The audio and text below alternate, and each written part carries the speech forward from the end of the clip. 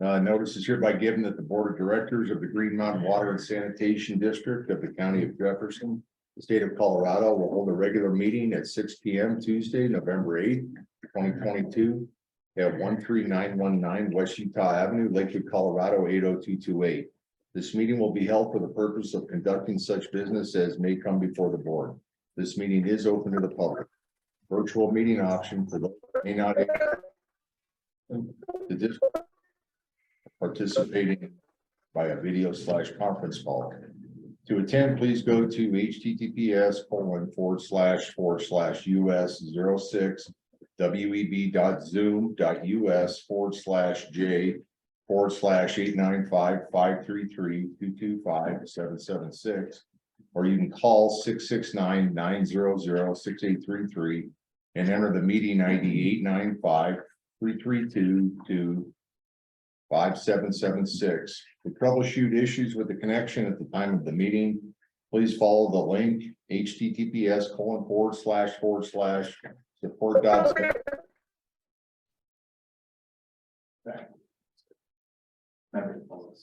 Okay, thanks. .us/HC/EN-US//sections/200305593 You still experience issues, email customer service at greenmountainwater.org and our IT staff will assist you as soon as possible. The district does not discriminate on the basis of race, age, national origin, color, creed, religion, sex, sexual orientation, or disability in the provision of services. People with disabilities needing reasonable accommodation to attend or participate in a district board meeting can call 303-985-1581 or email customer service at greenmountainwater.org for assistance. Please give notice as far in advance as possible so we may be able to accommodate your request. Agenda item number 1, call to order and declaration of a quorum. Jeff Baker present. Todd Hicks present. Dave Wickman. Karen Morgan present. Roger Wendell present. All 5 directors are present. I declare a quorum. We'll close out agenda item number 1 and open agenda item number 2, directors matters, disclosure matters. Are there anything? I just wanted to wish everyone a happy election night. Explain to the public the district has to have its meeting on tonight because we are mandated on this. Our laws are the second Tuesday of every month. So apologize for the overlap with our general election, or not general, but the midterm election.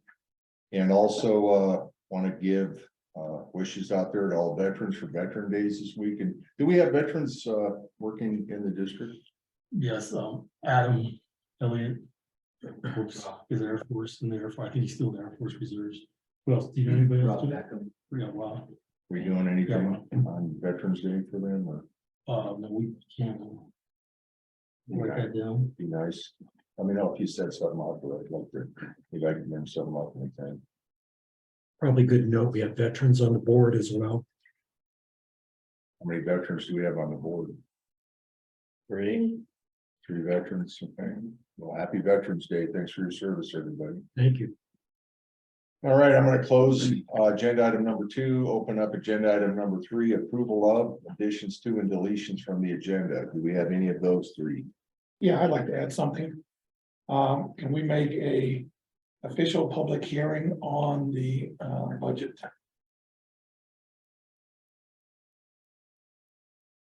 That's what I'd like to add to the agenda. Okay, do we want to? I thought that was covered in that email. Or Yeah, do you think that we do not? I think it would be better if it says public hearing.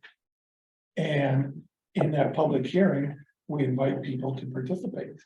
Whereas of right now, I think all they can do is say something during public comment, which is what they can do in any meeting.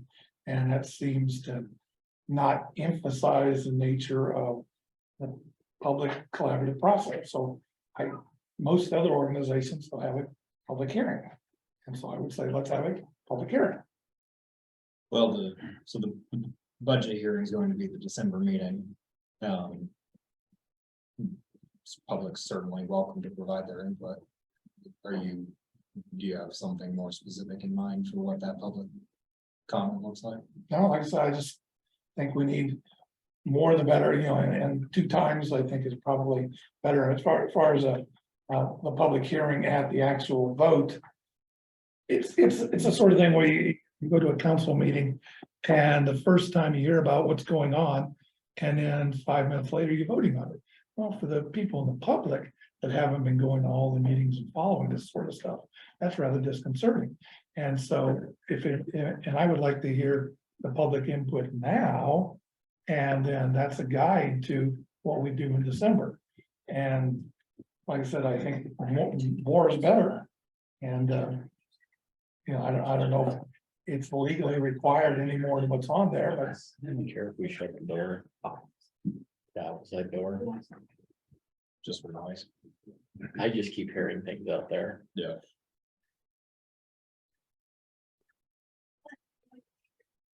Do we need to vote on that? If you have to add that to the agenda, Yes. yes, sir. Move to add second.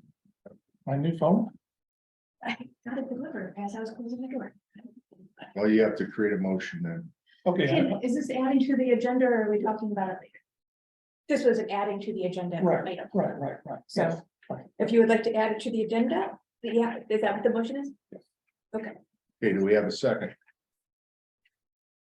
I'll second it. We have a second. Do we have discussion? Is that, so that will be under item 9? Records matters, we'll add it there. Well, I would assume, right now, it's, There is. So are we giving a Yeah. notice of a public hearing, or are we saying today's a public hearing? not having hearing now. Then we can have another one in December. There's nothing wrong with more the merrier. I have no idea. Where do you want it? Right, or now where it says budget discussion seems appropriate because we're talking about the budget. And then at that point, after talking about it, let's hear what the public's got to say. Okay. Okay. I'm hearing 2 different things. So you are not adding a agenda item to talk about adding a future public hearing. You are adding a public discussion to the meeting tonight. Okay, Probably should have one next time too, but yeah. Now's where we're making changes to the agenda. I mean, I was assuming it was gonna be on the agenda, so it kind of surprised me that it was not on there tonight. And so, like I said, I regret the fact they didn't bring that up sooner. That happens when you make assumptions. So does that mean at the time we would open up the public speaking again? Yeah, that's what I would think. Oh, yeah, so that's fine. It's kind of a redundant thing, It's Dave. I mean, the redundant. budget was posted on the agenda, public comment. We're basically gonna replicate the public comment again later on in the meeting, so. Which is fine. There's a motion on the floor, so. okay. And a second. And we have a second. We're in discussion. Okay, so I'm understanding the motion is to add another public comment section regarding the budget to item would be 8D.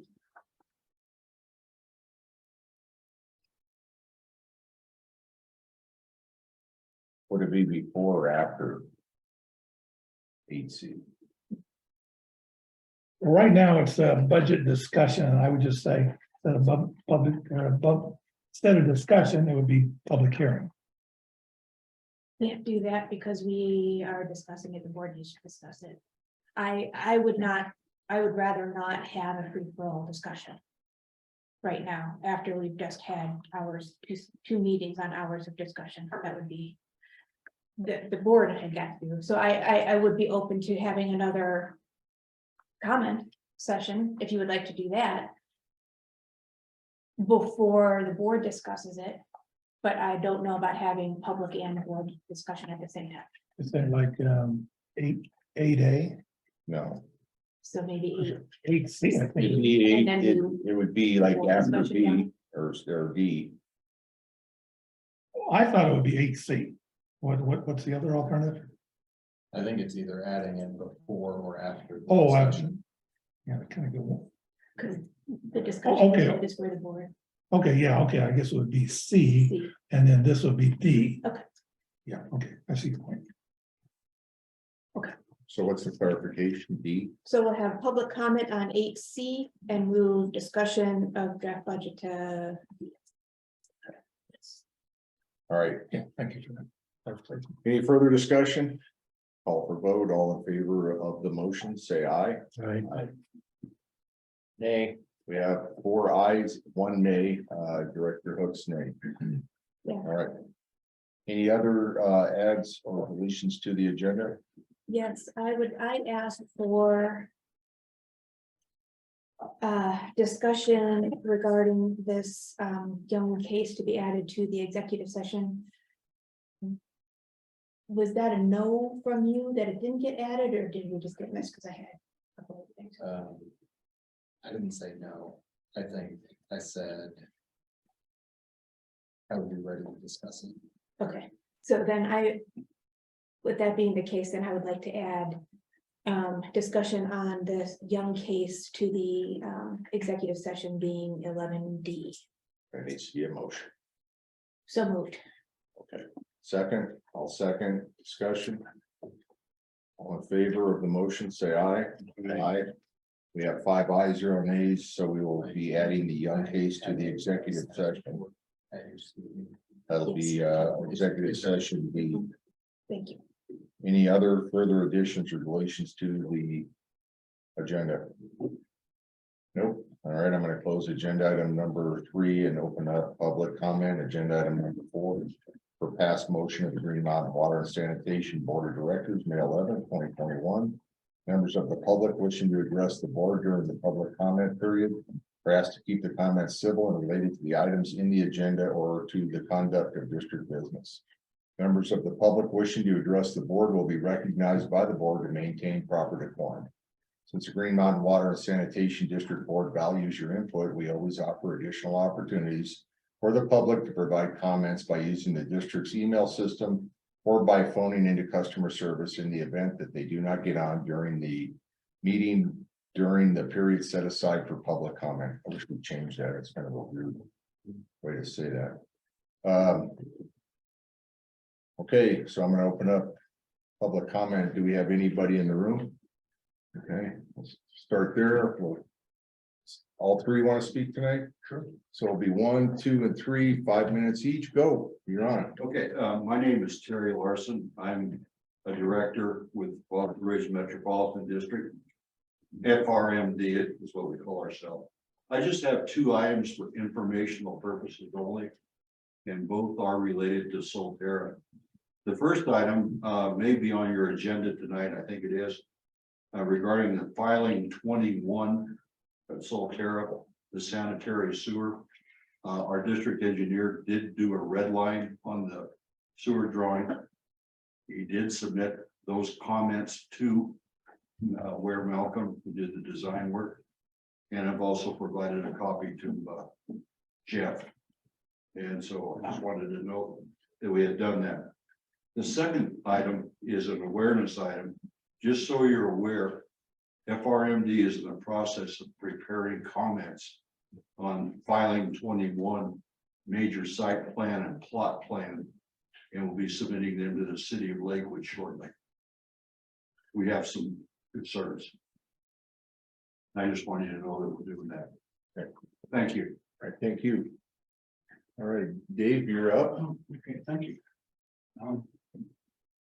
Some of you were all old enough to remember 1980. January 1980, just before President Reagan took office, 16 ounces of Coke cost 25 cents, even in New York City, plus a 10% fee for the bottle. They don't do 16 ounce glass bottles anymore. At the same time, interest rates were 18%. CDs were paying 18% in some places. Eventually, the economy turned around. Interest rates went back down to 5, 6, 7%. The price of the 60 ounces of Coke never went back. That's a fact. Today, we've got 70-year-old infrastructure. And quite honestly, it doesn't take a doctorate in data analytics or a Six Sigma certificate to understand that, with a 70-year-old infrastructure, the risk of failure increasing every year to 100% to perfect certainty, we're in a pickle. We never saw it that way, but that's where you are, because if you look at rising costs of all the projects, your $20 million that you have in the account today doesn't satisfy the entire list. You've got to do something. Dave, your email to your list was very impressive. You acknowledged that we got some big costs, and that who knows about them unless you get into the weeds of what Karen's been trying to talk to all of us about for a couple of years now about prioritizing. No matter how you prioritize, though, you don't have the money. So you're faced with increasing a rate next year, if you're honest with the district residents, and you've got to increase it in a way that at least begins to acknowledge the potential costs of all of these 70-year-old things going bad all at once. 50%, 25%, it doesn't matter. You can't get there with the math. It just doesn't work. So I would ask you to be very serious about doing what you all want to do and protect district residents. We all have that same interest at heart. But you've got to acknowledge that if we don't do something soon to have the capital and insist that the staff be equally aggressive in producing the list that you need, make the decisions and move ahead on contracting for these things, the district residents are going to end up paying a hell of a lot more in the future than they would if you do an honest increase for 2023. Everybody knows what inflation is doing to us at the supermarket. $2.25. It's ridiculous. It's not going to go down. So unless you make some bold and startling moves that might shock some of the residents, it's going to shock them a heck of a lot more in a couple of years. And some of you may honestly be off the board by that. Good for you. But somebody's going to have to pay the bill. The piper demands this payment. And finally, as you get through the budget process, you get around to the things that we all care about, and how much, I won't say it that way. Will we insist developers pay their fair share? We have to do that. We have to do that in a way that's responsible and transparent and not be hidden. And the justification is quite simple. If the city of Lakewood is going to continue to ignore the fact that we got a big problem here, we can't solve unless they start talking to us, then the developers are really kind of out to lunch. But thanks for your time. Thank you. Good evening, everyone. Thanks for doing what you do. Been in that seat. No, it's not easy. So with that, let's talk about red flags. My phone in November just popped up a red flag warning. You all know what that is, right? Yeah, that means very high fire danger. And yet, November leading up to December, and we don't need a reminder what happened last December, not too far away. So number one, rumor has it that the city of Lakewood is going to attempt to buy water rights from somewhere. If this is true, why was it that when I was director and I suggested nearly the same thing, I nearly got mocked and shut down for even considering that? Knowing the general predisposition of the city council majority and some of the city staff, what are the chances that the city will spend taxpayers' funds wisely if they were to purchase water rights? While my concern as a director at that time was only the very real possibility that the existing constituents of our district might be looking at actual water shortage. Number two, was it not the fossil rich council who potentially, unbeknownst to Solterra residents, threatened to sue Green Mountain a couple of years ago? With that, please consider doing what is right by the current Solterra residents, but at the same time, do what is right by our district. Number three, I still can't understand why is the board constantly being hampered in their efforts to address the realities of the very real water shortages and capacity issues when it comes to the system development fee levels, which reflect the new reality. Why is it that the neighboring communities such as Arvada, Castle Rock were able to get on it without farther ado? While in Green Mountain, despite the current and prior board's efforts trying to adapt the new algorithms to enact a more realistic pricing for very valuable resource. No significant movement seems to be taking place. Number 4, I sent the board an email recently with some very detailed information dissecting the aftermath of the Marshall Fire. Has anyone looked at the fire danger related resources in that email? The same resources I wanted to post on the district website and acted upon. So as we are receiving red flag warnings in November, I urge the board to consider the above points as we are heading into a whole new reality with the rapidly changing parameters for which some on this and the prior board had tried to raise an awareness and were sidelined by the status quo. Thank you. Thank you. Do we have anyone online who would wish to speak? Please raise your hand. Here we have John, go ahead. Good evening. I just wanted to briefly act as the ghost of the extraterritorial service history of the past. Just a quick note. I know you've got a full agenda. I see you have an executive session on the Solterra IGA.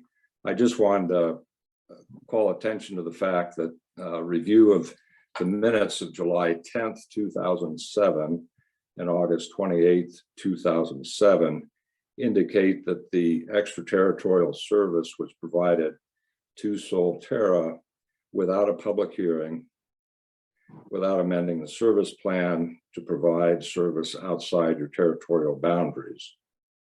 This is the first time you will have to review that, and I would just encourage you that if you do decide to expand that service in any way, that you have a public hearing and disclose the various proposals before making a decision. A lot has happened since 2007. I think we have learned, or the community has learned, the value of public hearings, events that the developers have attempted to avoid at every turn. So with that, best wishes for your work on the budget and look forward to keeping up the communications. Thank you. Thank you. Anyone else online? Mara, you're up next.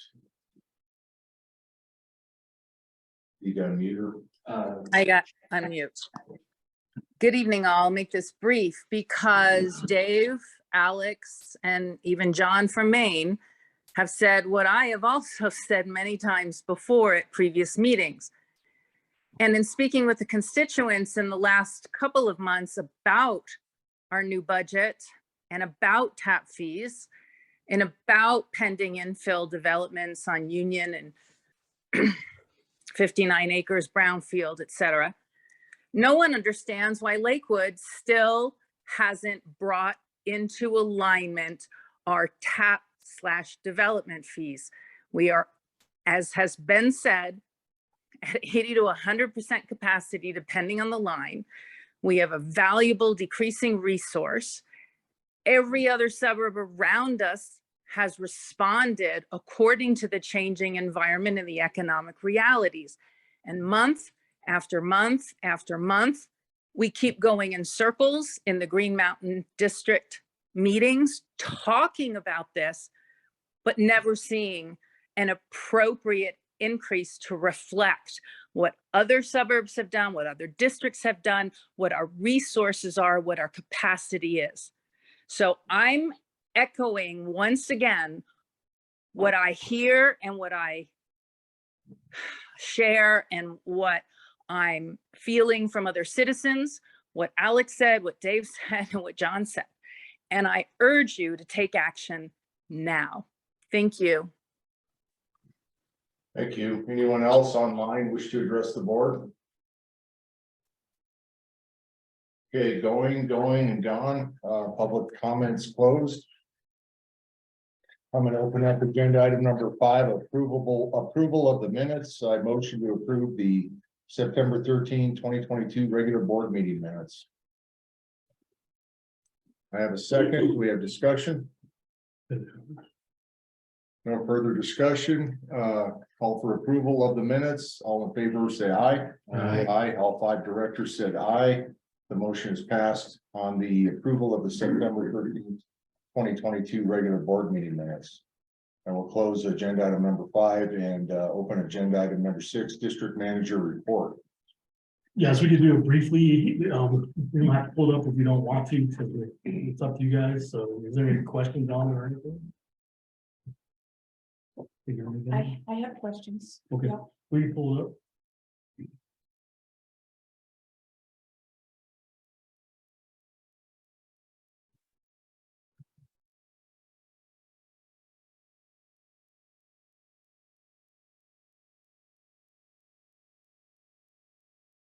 Okay, so just the outline. So the big recognition is, our budget does look good, but we just want to really point out the $120,000 in savings.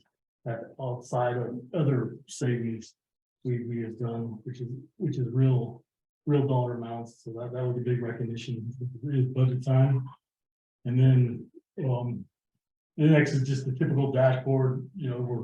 We're leading into upwards of 17,000 responses through inbound calls, outbound calls, and emails from customers. So we're doing a great job there. And then next one is the dashboard on showing the work that's been done with all the asset care. We're averaging, around 400 to 500 tasks per month, completing a lot of sewer cleaning and there. And then the next one is, typical maintenance report. We're still on track for normal, about 20 water main breaks per year around there.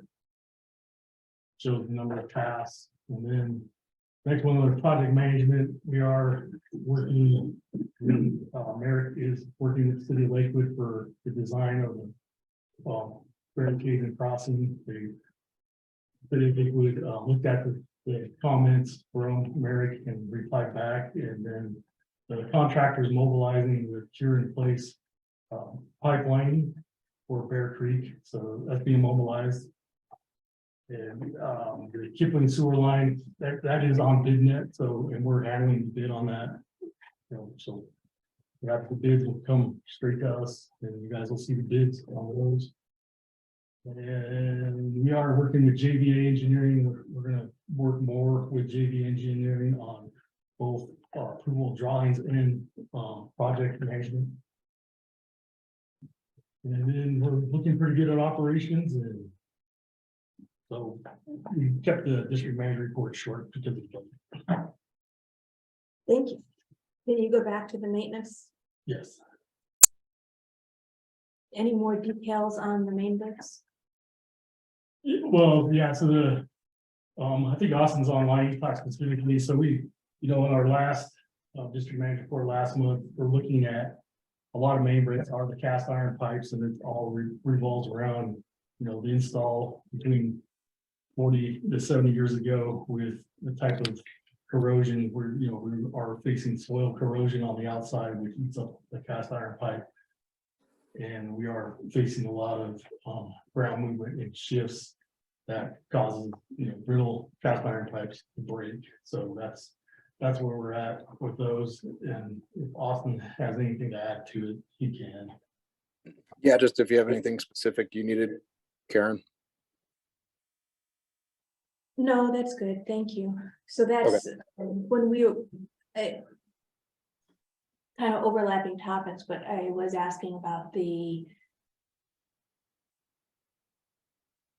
I sent a template for a master kind of capital projects list and asked for it to be looked at for where you start tackling the problem of the aging infrastructure. What would you look at?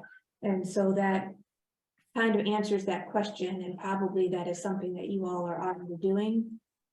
Maybe I'm filling in the blanks of putting cast iron pipes up high on the list, since that is a problem.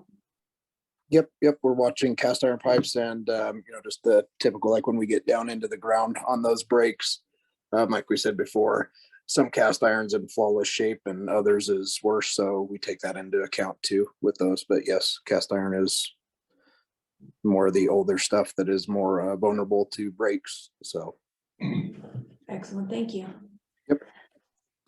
On the next slide, can you tell me again what was going on with the bridge process here? That is where the design, Yeah, the design of the barricades going through the city of Lake. For 2 of the crossings. okay. Tell me what the legal process is there that for the barricades in the city of Lakewood. I'll have to find out and get back with you. What are they approving? On installing a barricade on the bridge they don't want to have anything to do with. There is a permitting process. For the district to be doing work in the Lakewood property.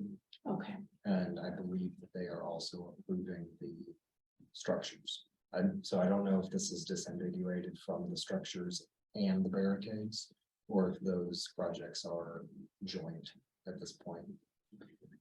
Mr. Tice, we did separate out the barricades and the bridges And approved. and the bridge. I think so, but I'll double check and get back, because I think they're working on the barricades and then it's going out to bid for the pylons, so I'll find out and get back. That was separated out and we approved X amount of dollars for the barricades and signage. And that was a couple months ago at the 90% designed done, so we couldn't put it to somebody else, but we still don't have it into design finish and into a bid package. That's what I'm hearing. Yeah, they're still working with City of Lakewood on the permitting. Do we need a permit to get a bid? I don't think so. Well, long, I guess I'll have to get back with you on that one, because I think what happens is once the bid package has to match. If City of Lakewood says they have to change any sort of thing on it, they have to match that with the actual bid package. So part of the permitting is gonna be approving the plans and the drawings, which will be included in the bid, the whole bid package. So I guess to Director Morgan's point, I think we were having the same conversation 60 days ago, so I'd like to know what Lakewood's doing. It's not that hard. Our engineer did all the work, they just have to look at it and prove it and, you know, assess the permit fee and that's it. I think Lakewood's dragging their feet on this. Can I ask a question? I just free associate during meetings. I think I know the answer, but you know about assume nothing. I assume all of our piping is iron and plastic and nowhere in the system is lead. Well, we only have a little bit of lead on water mains over there off Alameda. I think there's just a few left or something, right? Yeah, we No, we do not own any lead pipes, so the way it works is you might get lead solder in certain systems, and Denver Water is taking care of anything that could contain lead to the service line of the home. But the main water lines that we're responsible for do not contain any lead at all. Well, what's that got to do with this though? Well, I just know lead in water is dangerous. Just like I say, associated thoughts. I assume the answer was no. Yeah, there's no, it's just a sewer pipe, so Yeah. horse main type deal, so. Okay, Next question was, and I'm sure I've asked this before too, but on the bid net going for the Kipling thing. How did that process work? Did you compile those? How is the division of duties between you and Merrick? Merrick did the plans. And we posted them under our name under BidNet so they can reply back to us. On the JVA. They were sending us a general contract. Yes, they haven't sent it yet, but they're sending it to us. Okay. So. Mr. Tice was gracious enough to invite me to the meeting so I could sit in and ask all my dumb questions for JVA when they came in for a kickoff. And they seemed very good. For an introduction meeting. Yeah. So I hope they will continue to be good. But I am encouraged that this is a division of duties with JVA doing wastewater. We'll still have Merrick for water. The other big engineering duties, all the capital improvement things, but that is That's a chunk, that's a biteable chunk. At that meeting, Mr. Tice, you mentioned hearing something about a new trunk line to Morrison. Do you have any more information about that? The Morrison wastewater plant? No, I do not. I do not. That was, just talking to people saying that, you know, the Rooney Valley development might create. Well, we're looking at maybe extending the Metro wasteline, or, you know, we know they're gonna add to the Morrison wastewater plant, so, you know, the main collection line for Metro water recovery, you know, it could extend that further west, though I haven't heard anything for sure on. Okay, thank you. That was all I had. Okay. Any other questions on the district manager report? Jeff, thank you very much. Close our agenda item number 6, open up agenda item number 7, capital and construction projects. Yes, so we sent out the spreadsheet with the list of the projects. And we talked about Bear Creek already, and Ravines and Kipling, so Kipling's out for bid. The Ravines is in the permit process, like I said, and the Bear Creek cure in place lining is mobilizing. So it's being worked on every day. And then we added those other construction projects onto the list. You know, we already talked about, well, we have Solterra on the Director's Matters in 1078 South. Alkire on Director of Matters, also on the construction list. And Terry might be caught in a storm, so I don't know if you could zoom in or not. I don't have any questions on that, but I did want to say thank you for providing that spreadsheet with all the projects. That does help me to keep track of things. It also helps when and I probably have a note someplace, when I'm looking for reconciling what the finances are. And sometimes I see a big bill for Merrick, and I don't know what that is for, but when I can see what's going on, and then you have to dig into the invoices. Those new board members who haven't done that yet, they do have detailed. So for example, there was a larger bill, and that corresponded to some other work on Parfait and Manning's on Alameda behind there, so it's easier for me to keep track, so I appreciate you updating or giving that thing. Can you tell me anything about that project going on? That it was an easement review on Alameda there behind Manning's? I don't.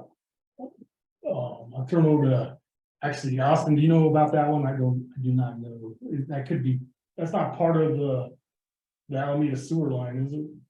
No, What is that? no, I don't know if, what was the description on it, Karen?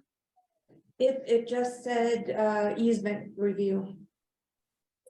That one I will have to dig into. I don't know if that was anything to do with any building that was going on over there. I'll have to ask Terry on that one, because some of their stuff does get billed pretty far in the back, because you know they get caught up and stuff. So it wasn't anything current that I'm aware of. So Yeah, this was back for September, and I'm just catching up with invoices.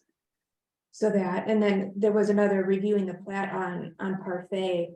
What do we do with that? It's not on the development plan, right? 585 South Parfait. if there's a builder going in there, they'll review.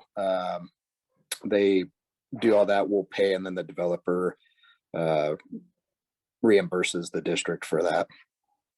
So anything that Terry reviews for any development,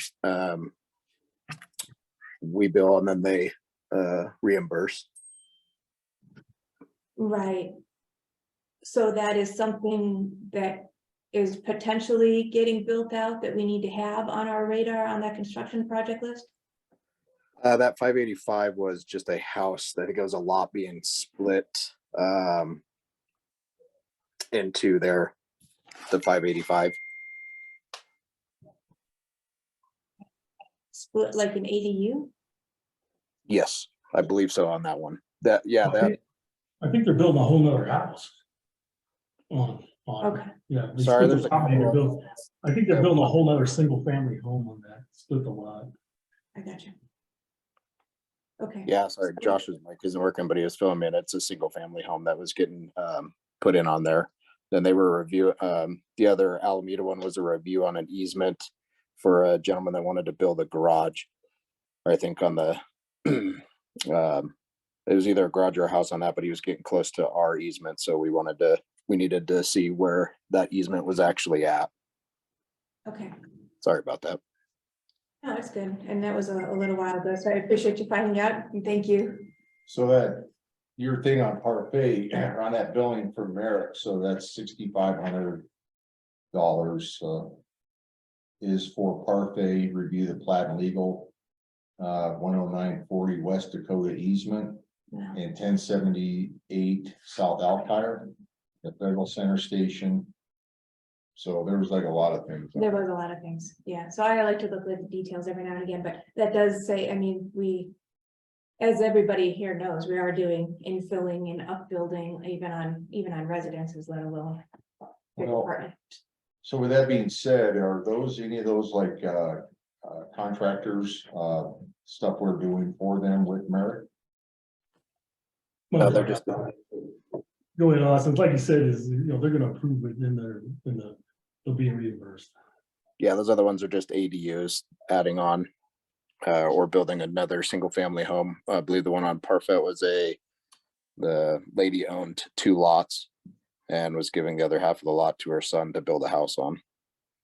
Yeah, where I get confused, and it's nothing on you, it's just Merrick's invoice, it's an all up, everyone's pushed into one invoice, so there's no, it's not a line item on the invoice, it's just Yeah. they say all this and it's like this much money, so I don't know how you charge that.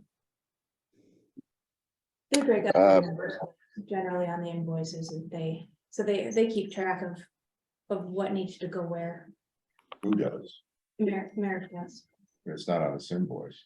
You're right, that one didn't list reimbursable.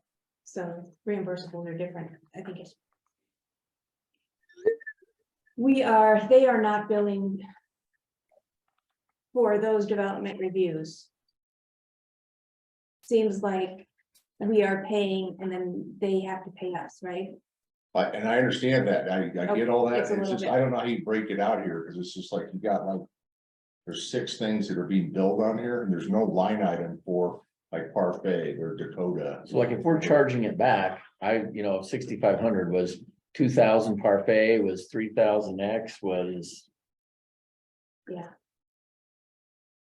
Anyway, that's just. Always curious on that. Yeah, I mean, there is a process for that, and they might have it all detailed out, and Doug would know the answers to that. I have asked him about that before. I just don't know the Okay. answers right now. All right.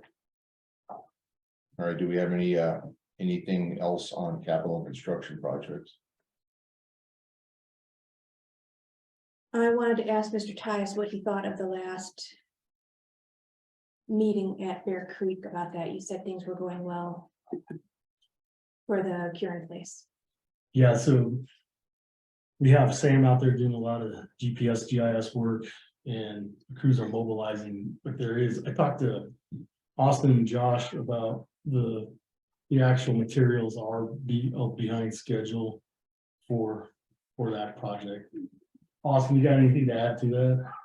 I think of the last information I just got from Terry was they said that they were planning on starting by the end of this month or the 1st of December range on the upper end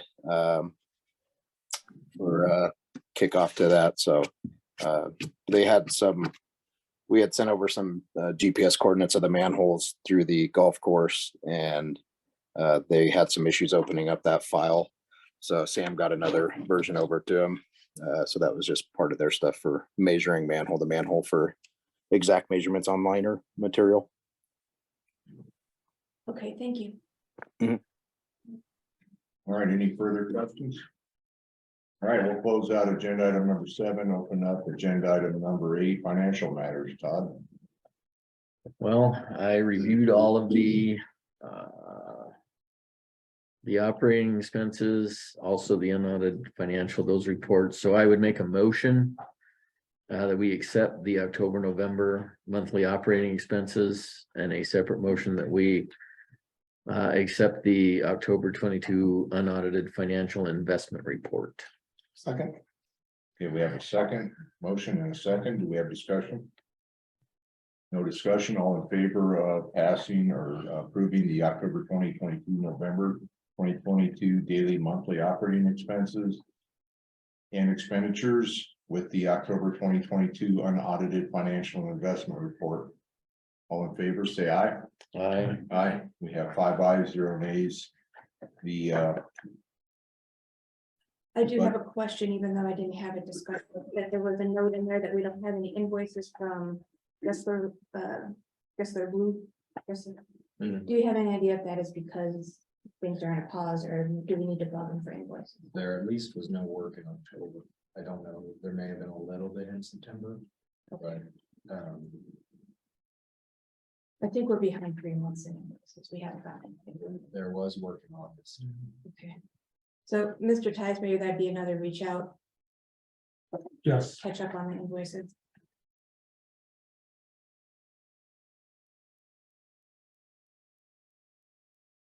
Ready.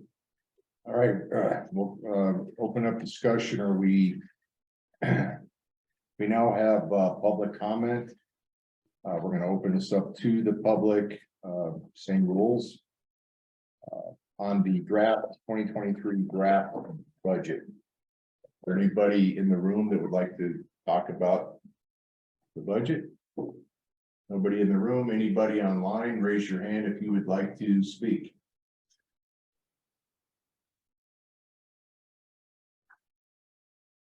Okay, we have no public comment on the budget, so we will close that.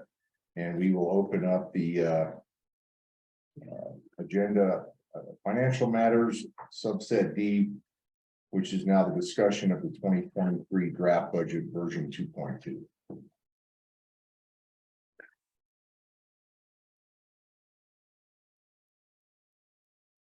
Well, I will say after reviewing everything on there, I believe it represents what we said it should. And so I am good with it as it stands. And if it needs to be modified in some way, I believe we can do that. Dave, anything? well, question comes to my, how is it gonna affect, number one, the rates? I think I saw in there that we're looking at anywhere between 7 to 8% increase in the water rates. And then what would be the impact on the tap fees? We have no impact on that because we have not changed our tap fees. And we've talked about that in nauseam, that yes, have been a proponent since day one of increasing tap fees. We get wrapped into the, how do we justify it legally, tied in with capital expenditures, you know, there's the color of money. It's always about that. Yeah. And you know, we've had the public speak on that. I'm very aware of it. Very much in favor of it. It's getting to the point of how do we get our hands around doing that? And that's where, when we talk about, we've got it on the agenda tonight, you know, our Kaizen event or Six Sigma event, looking at not only like our next year's budget, but how do we, to Director Morgan's thing, like we need to have a list of these capital projects, right? You have to identify things, and then you have to start assigning money to those. And then as you actualize those projects, then that becomes a variable in the increase of the tap fee. Plus the other items we had in. Did I say that correctly? Yep. And the December meeting is also going to be a rates and fees hearing that's been noticed. So there will be a discussion in December about increasing rates and fees, including system development fees. I guess I'm still, you know, just because I'm pretty thick-headed, Dylan, but I don't know why the CPI can't go, doesn't apply to that, you know. I don't think that it doesn't. I think that it can be a component in that increase. So if we just went by the 2022 CPI as one part of it, we would probably be okay with the tap fee increase. Yeah, I would be happy to defend that as a reasonable basis for the increase in tap fees. No, okay, that's where I'm gonna go. And then if there's an addition to, we like this project on Kentucky / Southern LaSalle Boulevard / whatever that road is. Driven down it my whole life and it's so many names. Well, That's gonna add in because that's gonna become a variable now in the tap fees there too, so. When we're approving this budget, or if we approve this budget for 2023 and that project. Or those capital projects are on there. Can we then actualize that amount into a tap fee increase? It can play a role also, yeah, so you're increasing the capital value of the district infrastructure. So the buy-in method that the last system development fee analysis used would incorporate that as a. So are we basically telling the public our hands are tied because they're wanting us to greatly increase this, which I agree, but. I mean, everyone's browbeating us. I would love to increase them, but legally we cannot, correct? Well, we are, so we're gonna have the CPI, so Jeff will have to know what the, I think it comes out soon, doesn't it? If you think. yeah, You it should should, go with the overall CPIR, we talked about the ENR and, the actual cost to build things. The cost of inflation, there's that one that's posted in a lot of studies for tap fees. That one's probably gonna be higher than the overall CPI. I'll give you both. so we'll be going off of that, and then we have these projects that are scheduled for 2023. And we have a dollar amount assigned to that. Right, we've already estimated those and they're going out to bid. And my question should be, or the answer is, if I'm understanding this correctly, is now we would be able to take portions of that and then add that into the tap fee also. And partly the message to the public is, yes, your hands are tied, you can increase it, but you can't increase it arbitrarily. So, for example, looking at neighboring districts or other suburbs or other municipalities is essentially arbitrary. Because you don't have any idea what the value of their infrastructure is, you don't have any idea what their actual cost of providing services is. Right, Maybe you do, but just looking at their tap fees it's not an apples to apples comparison. So there are good reasons that other districts have much higher tap fees. Biggest one is especially districts that own and provide free water, which is something your district doesn't do. So we had an escapement, and if I understand this right, so if we look at projects that have happened in the past. That caused us to have to update our capital or the infrastructure, right? We should have included that probably had that in our tap fees at the time. But we didn't get that done, and I don't think you can't go back, right? You can't. Right, that's the other thing is, even if you just included inflation, it didn't increase your tap fees from say 2003 to 2023. And there's been cumulative inflation there, but not cumulative increase in tap fees. In 2023, you can't just do that catch up. That's arbitrary. Even though you can point to it's 20 years of increases. Are you confident that's the case? It doesn't seem reasonable to me. I mean, we're incurring these costs over a 20-year period. We've fallen behind as far as the increases go. I'm confident that at this point, that increase would be large enough that it would be likely to be treated as unreasonable. Yeah, so Could we pick some date in between that would be reasonable? And a second question too is the consumer price index. What would be the industrial equivalent of that? There must be something different. That's what he was talking about. ENR, engineering. What'd you call it? ENR. ENR, okay. Yeah, did you say it was like 14%? Yeah, the last estimate was around 14. We'll have to get the actual. Yeah, CPI is at 8.5 or something. It would seem reasonable to me that we could back up a number of years and prove our case. We're taking a huge loss. Well, like you said, you can't catch up on that, but what I was saying, I guess I'm gonna say this again. We have invested in capital projects that were a direct result of development. And why can't we look back on that? Yeah, well, those are, I mean, you have, your Rantella study valued that infrastructure that's been added to the district. That's as part of the buy-in. So that was taken, all of that developer-driven infrastructure additions to the district are part of your asset list. So that's part of what the system development fee represents a buy-in to. But they just calculated that. Right. Can I? Because the other thing that's missing is we're talking about all these increases and things increase. But we just got finished talking about we have aging infrastructure and the worth. We keep thinking about it like we have a scarce resource, we have the things are diminished capacity can be bought. And you cannot charge tap fees to cover aging infrastructure, because then once they buy into our infrastructure, then they have to pay again as residents for the cost of replacement. So those are two separate things. So it's like buying a used car. You can't charge people $1 million to come in to an aging infrastructure system and then say, oh, you have to pay for it all over again because it's done. So when they did the study, they took depreciation into account. And that's why it's so we're tapped out. Everything's depreciated. We're at the end of life on a lot of this stuff. So our system is not worth what we think it is worth. Yes, there's not a lot of space left, but the pipes that people are buying into, they're gonna have to pay for again as residents.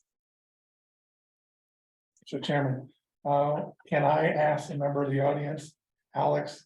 It seems to me he was speaking to the issue in public comment.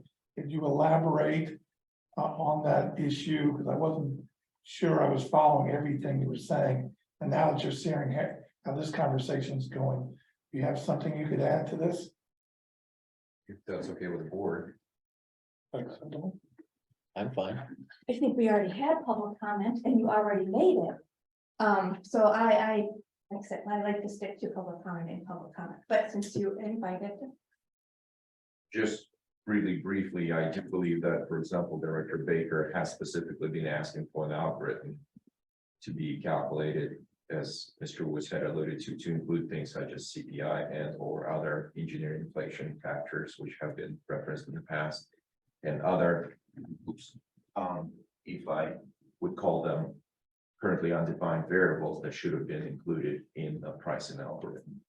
I think what I was generally referring to, and I think it's been covered in depth in the current discussion. Yeah, so now let's snap up to 2023, right? We're gonna invest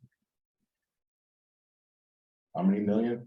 The total capital investment is 4.9 million in that, and then some of the cost for sewer improvements is $888,000 for Kentucky Avenue. What can we do with that to the tap fee increase for 2023? Are we authorized? Can we use that expenditure? It's not actualized yet. We haven't spent it, Right. but we will. Yeah, so yeah, I think it would be reasonable to roll that some sort of pro rata analysis of that capital improvement. The value of those capital improvements into the system that will be being bought into during the period of time that the system development fees that you're planning to impose will be in effect. So 2023 tap fees represent buy-in value of 2023 infrastructure. That's defensible. Just to answer your question about the catch up, one big reason is because you did a rates and fees study in 2022, was it 21 or 22? When was the Raftell study? 21. And that told you basically the value of what your tap fees should do. So if you then, so you got your number basically, and then if you add on to it 20 years of inflation, that's I think that that's arbitrary. Because you've already taken into account, that's already been taken into account in the Raftell's rate study. So you would be essentially saying, well, we don't like this number. Well, and that's sins of omissions on prior boards, the fact that they didn't do that. That's on the past, you can't fix it. All right, beyond the 20 years of inflation, what about this year's inflation, next year's inflation? I mean, can't we, Yep, We just said that, we're gonna be looking at the, 14% is good? It's probably 25% total. yeah. well, we have that, and then we're gonna look at the $4 million capital improvements that we can, that makes it a defensible. So we're gonna have to figure out how that would factor into the tap fees. How do you divide that 4.9 million? That's what I just asked, I don't know. Well, just what Dylan said, the infrastructure improvement. So the infrastructure improvement under that 4.9 million will, they'll give you a list and could you have you approve it. But it's, you know, it's pretty broken down under sewer improvements. If you look on the last page of the. Well, and then as we're talking about, like when we have on these other projects, when we have developers come in. We're also that if they have caused the district to incur costs, then we're also there's an addition to that tap fee. So we're not doing something here. Does it, make everybody happy? No, I'm not happy, but we're bound by. Like I told Dylan, I said it in a public meeting. I said, I'm happy with being on the edge of being almost illegal. I've said it. That's not a good statement coming from a board member, but I'm happy to be on the edge of doing it too. yeah, Just don't go over. yeah. But if we remain aggressive, watch this engineering inflation rate or whatever it is, and do this consistently each year, we'll never catch up, but we'll do a lot better than we're doing now. Just so you know, Director Plot, when Alex was on the board, Alex, I don't wanna, sorry. But we had passed a motion and it was supposed to have been done quarterly. We should have been looking at quarterly tap fee increases. So this is Maybe why we should adopt that as well. it is adopted. We're just not doing it. All right. So this is why when we get, we gotta get better at processes. We get so spun around all these axles that we lose track of this is what we were talking about, why I wanna have a Kaizen event. You have a process, you have something, and then like you were talking about total quality management. If you don't use it, it doesn't do you any good. Somebody's gotta own it. It's gotta be a living process. It's gotta be institutionalized. Right? Well, is that something we should do, or is that something, once we have this formula, Doug should be doing every quarter? It should Or come should up in that- front of the board as an agenda item quarterly. So it'll be a quarterly rates and fees hearing, and there are statutory obligations for that. You need 30 days notice primarily. Then we're automatically gonna be posting that. So automatically, whether or not we do anything, we're still gonna, it should be on Well, the agenda. Like I was saying, so if we make that a function, a calculation by Doug. Whatever, 1 month before the quarter ends, we have to give 30 days notice. Of the rates and fees hearing. So like the end of February, at the end of May, at the end of whatever those time periods are. That we've chosen. I mean, then he can say, okay, with the engineering. Is it X? And so. And obviously you can't, you have to divide your 14% up into quarters. Etc. But if it's compounding more often. It's gonna reflect what truly is going on. So like inflation, if it's gonna continue to skyrocket. If we do it, but I guess I like the idea that it's pre-calculated and we just approve it. Not that we talk about approving it. That's why I wanna get things more automatic on the board. It would just come up as an agenda item. You would Right. say that Doug would have a number, it would be on the agenda, we would post it. And we would either vote for it or vote against it. Well, commit to that. What would the quarters be? What's a calendar quarter or Every 3 fiscal months. quarter? You But I mean- probably work backwards from December, because it'll be incorporated into your budget process, so. So to That me, seems like you just need it should to be- have it. Whatever, like the month before. So that it could be adopted. So whatever those periods end up falling is when we would do the calculation. So. Are there a number- In theory, we should be doing one right now. We're going to at the next meeting. Well, but that doesn't give us 30 days notice. We already to do did, it by we January. posted that, it's been posted, we're gonna Oh, vote has on it? it. Yes, December is a rates and fees hearing. Okay, we did post that, and that's why I'm asking Jeff to give us, Okay. he'll have the, like he says, the numbers are just coming out for 2022 on the inflation index for engineering, and then we're gonna have the capital cost expenditures on infrastructure for next year. We're gonna roll that into that. We'll figure that variable, and that's what the tap fee increase will be at the next December board meeting. Is the engineering the only inflation index that would apply to us? Are there some other ones? The engineering rate index is recognized by a lot of the organizations like Rapturus. Okay. That's why they use that. And then you're looking at the capital budget under system improvements for both sewer and water, you're looking around $2.5 million for next year, minimum 2.5 million. So for example, if it does come back 14%, you have a choice to raise it just 14% one time or break it up every quarter.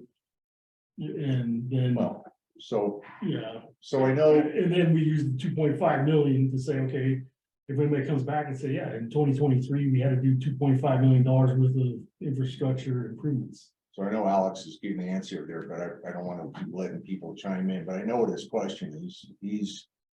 There are other districts that have really substantial tap fees, and true, they do have their own sanitation, facilities, kind of like Morrison.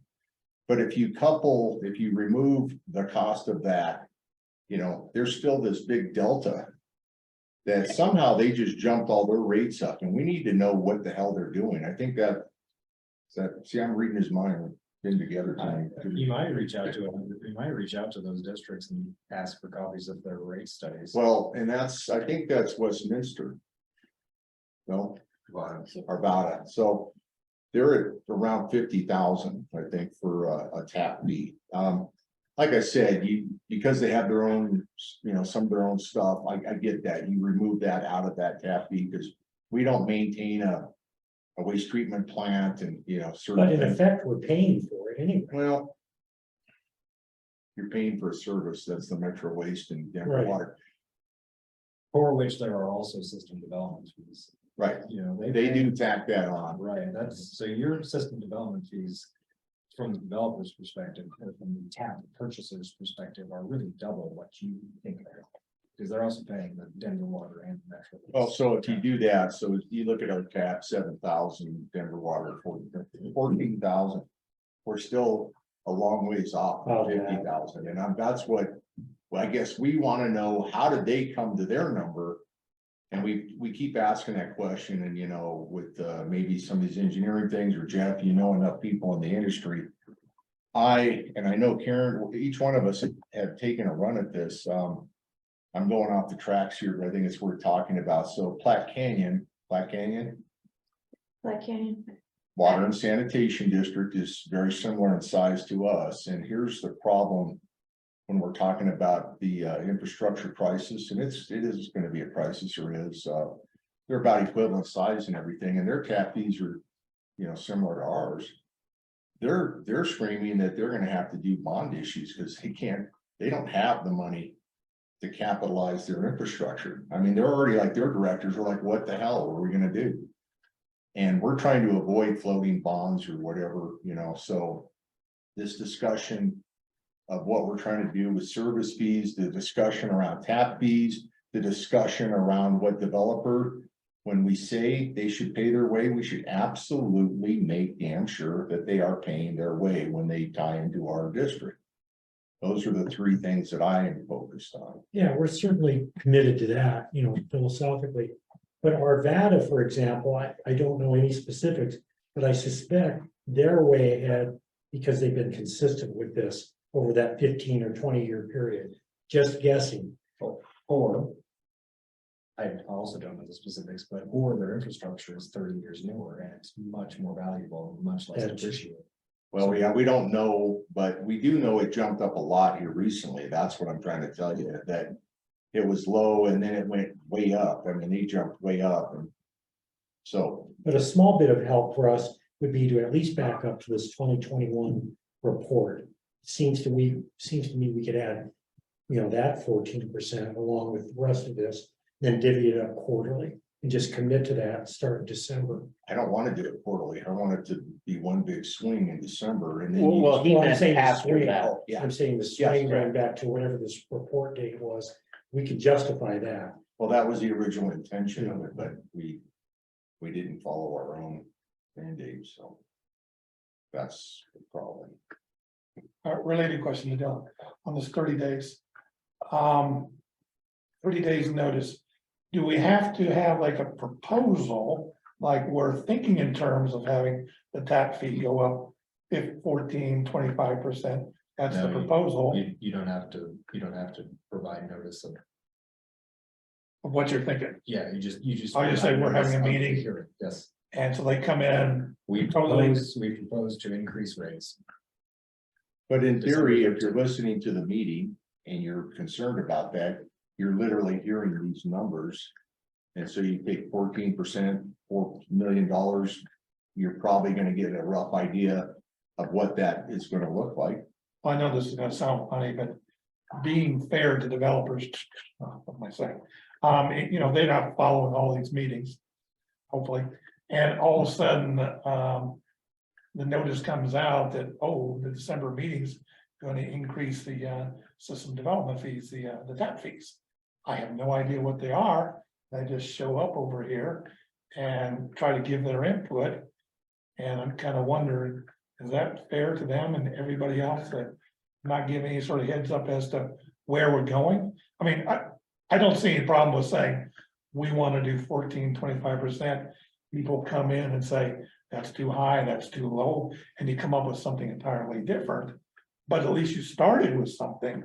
And when you have your public hearing, it's like you have an instrument to tinker with, as opposed to just coming in brand new. And again, I go back to the analogy when we're talking about budgets here. On the city, we had a proposed budget way back when, and there would be a hearing, people would come in, talk about it, they would tinker with it some more, then there'd be a second public hearing, and so now they got a revised proposal, and people come in and talk about it, and then there'd be the final meeting where this is the final vote on it and make some changes.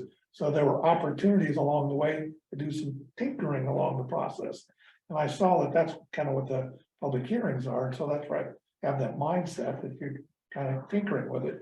Where I think I'm hearing you say that we can just say, we're gonna have a meeting in December. And at that meeting, we're coming in, I mean, we're not coming in cold. I suppose we know what we're doing. But as far as the rest of the world, nobody has the foggiest idea where we're doing unless they do this research or looking at our minutes and stuff like that. But in theory, the public could have no idea where we're going. That's not true, because we post, like when we talked about rate study, tap fees, we are always posting this. It is on the agenda items.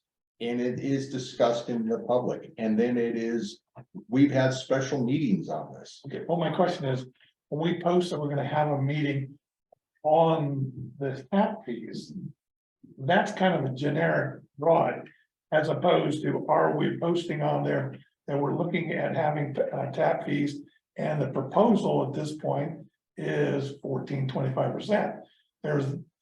It's kind of like on the agenda item, if you have a broad title, that doesn't necessarily give you a lot of specificity to be able to come in and speak coherently about what you want to do. Now, if somebody's out there in the public and they're seeing that you're having a hearing and you're proposing to do 14% raise, and they look at that and goes, well, that's a good idea. Either number one, I want to come in and say, yes, I think that's a good idea. Or number two, they want to say, no, that's a bad idea, and you want to do something else. But at least they're coming in not cold. I'm saying there's more. You just saying cold, I don't know where you're getting that from. Can I answer that question? So when I posted the ad in the newspaper, or the transcript that comes out, November 10th, it says specifically, please come to our office to review the budget. So that's how we get around that, where the public is allowed to come in and look at this 2.2. So when they read that in the newspaper, when it's on our website too, they could come in and we'd hand them the 2.2 and they could review it here. That's how we get around without the specifics, because the 2.2 budget is pretty in-depth. And I'm not going to answer your question. I'm going to answer a different question. Your The one I should have asked. Well, I don't care what you do as a policy matter because you five are the policymakers. Your statutory obligation is to provide notice of a hearing at which an increase in rates and fees will be discussed. That's it. That's your statutory obligation. Your budget obligation is you have a statutory obligation to publish notice of a budget hearing, one budget hearing. So that's the floor. You could certainly do more, but that's the floor, and you have complied with your statutory obligations. Or you will have on November 10th, actually, when the notice goes out. Backing up a little bit on these tap fee increases, just in round numbers, if we're talking 15, 25%, we're incorporating the $4.9 million figure into all of that. It looks to me like at most a tap fee would go up to maybe $9,000 or $10,000. That's not Yeah, huge. you've got $1,000 to $2,000, right, potential increase. Right. So not huge. We're doing the best we can with what we have to work with right now. Yeah. In the legal limits of what we can do. He's the one that, you know, I'm the one, I would jump on that whole 50,000 thing if to the point, if I could be arbitrary. I would be at about, you know, I'm sure, oh yeah, our VAT is at 50K, we're gonna be at 50K. The problem is if we get sued, and Sure. we could be sued on that. And then he has to defend that, and he's like, well, where did you guys get that? And he'll say Director Baker just came up with that at a board meeting, and then he gets to work a lot on defending the district, like, well, where did he get that from? And you know, who knows where I get my thoughts from. Yeah, what is the rational relationship between the cost of providing the service and this arbitrary number that sounds good? Do we have a sense of how much Denver is raising their portion of the fee? Do we have any idea? Well, Jeff stays and, you know, look, Jeff posts this chart up there. He tells you, turn around and look at that. And I mean, their fee relative to our taps. Yeah, that's what he talks about. Those are Yeah. combinations. the city of Denver, you know, they're looking at overall 5%, but there was nothing in the report for actually raising tap fees. That was just service fees and cost per 1,000 gallon rates. So I haven't heard anything. I can double check on tap. I haven't heard anything on tap. No, that's okay. I mean, it's obvious. It's a weird It's thing. obvious what our limits are. and We have limits, but you know, look, Director Morgan and I were at the Denver water meeting and they talked about 12%. They have to, it's 5% for 12 years. Yeah. That they need $1 billion of capital improvements to like increase gross reservoir, all these things. And everyone thinks, well, it's just a one-time deal. No, they're talking about, they said 12 years at least 5% increase year over year. Just to do their capitalization that we're having our own capital problems here. Sure. They've already laid out a 12-year plan. That's where we need to be. And that's rates. That's rates. That's rates. That's catch up. Not fees, system development fees, the buy-in, because they have It's- depreciated. It's semantics. Yeah. Yeah, it's important semantics. It's important, but yeah, just the gist of it is. We're all in that world now. So for action item, can we we will get a list of proposed new tap fees based on ENR. And if you could figure out, I think that other piece of the capital. Proposed new rates, and we can post those. There's no problem. We'll have a final, we'll have a budget, so we can put on for a hearing. We want to see those, and that's for next discussion, and then whatever budget we finalize too, and that can go out, and then. Any problems with posting both of those to the website for the next meeting and to us? Well, we to should, discuss? because we're gonna be voting on both of those Yeah. at the next board meeting. Okay. That is a fact. We have to get the budget done. We don't have to get the tap fees done, but, you know, going back to the thing, we should have been doing this quarterly. And, so we will be doing that again. Yeah. Are we overloading your notepad there enough? No, I'll follow you to a T, so we already have the budget for the rate increases cost per 1,000 gallons, easy to post, and then it's up to you if you want to post the, you know, based on the ENR percentage of tap fee increase to vote on that also in December meeting. That way you cover both of them, and then boom, you're done, and then we just implement. So do we need to send out a postcard? I know we normally do that around this time of the year, explaining how all this, or, you know, why's the why, and We what's usually gonna. do after the budget adoption. Okay, Be adoption. There's a budget message attached to the budget. Is that what you're talking about? yeah, we let Some- the constituents know, like, okay, this is what all got voted. There was Denver Water, Metro Waste, and, you know, service fees, if we're looking at doing something for infrastructure, all that kind of stuff. And I don't know if you could probably look back, or Jesse oh, could yeah. help you, but there's a postcard we send out explaining to everybody how we got here and why. And I think, does that go out typically in December then, Jesse, or first of the year? Well, we do one every year. We have done a rates postcard in the past. Yeah, we do it at the beginning of the year. I have a question. Why, just out of curiosity for my sake, if we send out a separate postcard, why can't we add that as a note onto a bill to save the cards and the postage? We certainly can. That was brought up before, but I this. have that as an agenda item newsletter. And So we can- talked about- Go ahead. Oh, sorry. So we can do a note on the bill. It's limited characters. So we can't really explain everything on that, but we can also do an insert with the bills, just a second sheet of paper with that rather than doing the postcards. So that's definitely an option. That would save us at least the postage, but yeah, if we could, I don't know how brief we could make it, but if it could be put on the bill, that'd be awesome from my viewpoint. Yeah, the Okay. bill character limits are pretty small. Okay. I want to say it's less than 200 characters. Wow, okay. So it's, yeah, that's more of contact us to update your information, you know, that kind of thing. Maybe in large letters on the bill reference a URL with all the information. We could do that, absolutely. Pain. There you go for what? Just saying. Yeah. That's the message. Yeah, That's the brief message. Yeah. That's less than 200 characters. Okay, so we are settled on. We have tap fees going through. Well, we're on the discussion of budget 2023 and then tap fees. Tap fees will be, we have proposed tap fees that we will be seeing, so that will be coming. I had some other things on the budget. I agree with you, Director Hooks. I think it showed a lot of the stuff we talked about, but I also think that just like tonight, we ended up talking last time a lot about the capital, and we got through a bunch of that. And then we got tired. That's mine, don't steal it, buddy.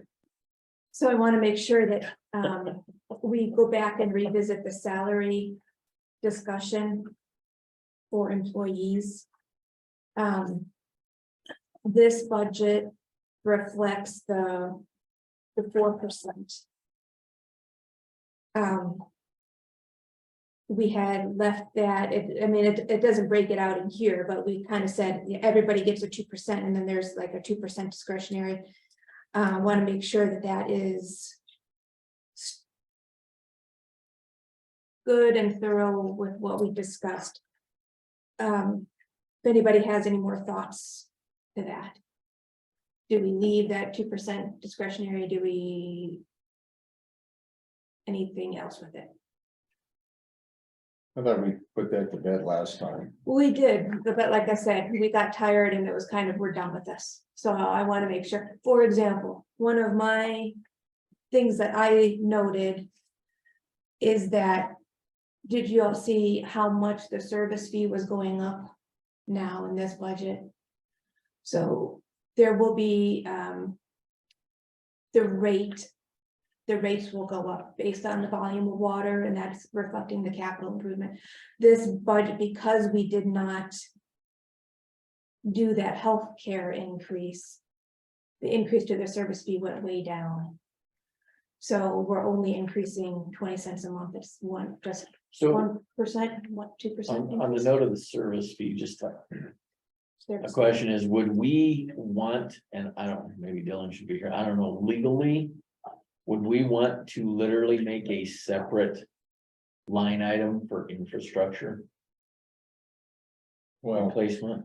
Or is it better to mix it in so people just see a service fee? Or is it better to break it out so they understand that our, you know, our infrastructure is aging and we need money to capitalize that? I don't mean to make this sound like pushing it down the road, but this is why I put Kaizen event on here for Okay. later on tonight. You just will- want to pass it and move down the road? Is that? what you're No. thinking? Look, the problem we get into dissecting something at random, right? We get all this data dump on us. And then you are having to, you know, you have 5 people picking at it from all different directions. We need to have everything segregated, like you just talked about a line item, right? This should all be done. This should be a process that we all can, you know, if the inputs are kind of always instantaneous, right? You can see where you're at. And then at the end of the year, when we have a capital infrastructure improvement spreadsheet, and we know, these kind of things, you get into the actual process.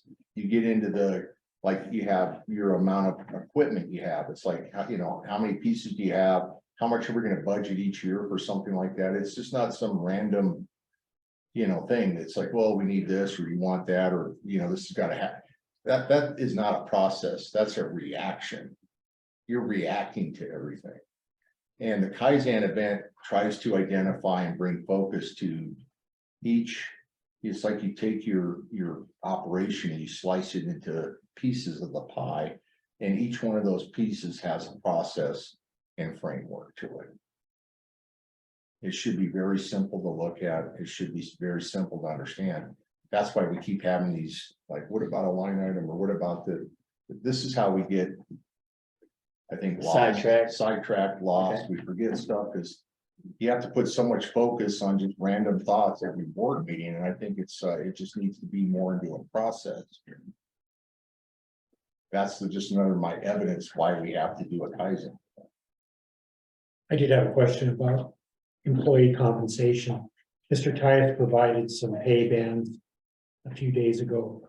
Just theoretically, what happens if somebody is at the top of one of those pay bands relative to our budget proposal of the 2% COLA across the board increase and the other 2% for merit? How does that fit in if you're at the top of the pay band? Well, at my work, it would get capped. But I don't know what our policy is here, if any. Yeah, it's capped. So then sometimes, Doug, you can chime in on this too. Sometimes in the years past, they would give just a lump sum 2% of their gross. So they're not raising up hourly pay. They're just getting a 2% of their gross in a lump sum. It's a one-off. Yeah, it's a for lot. that. Yeah. So like a one-time bonus? Well, to his point, you're not. If you're like, we have the 2% COLA, 2% discretionary or something like Right. that. And then you have somebody that's capped at their pay band, then that becomes like a 2%. If you want to call it a bonus or a bump, it's a one-time. It doesn't stay there year Yeah, to year. it doesn't go to the hourly, it's just one lump sum. Are we comfortable with keeping the pay bands where they're at now?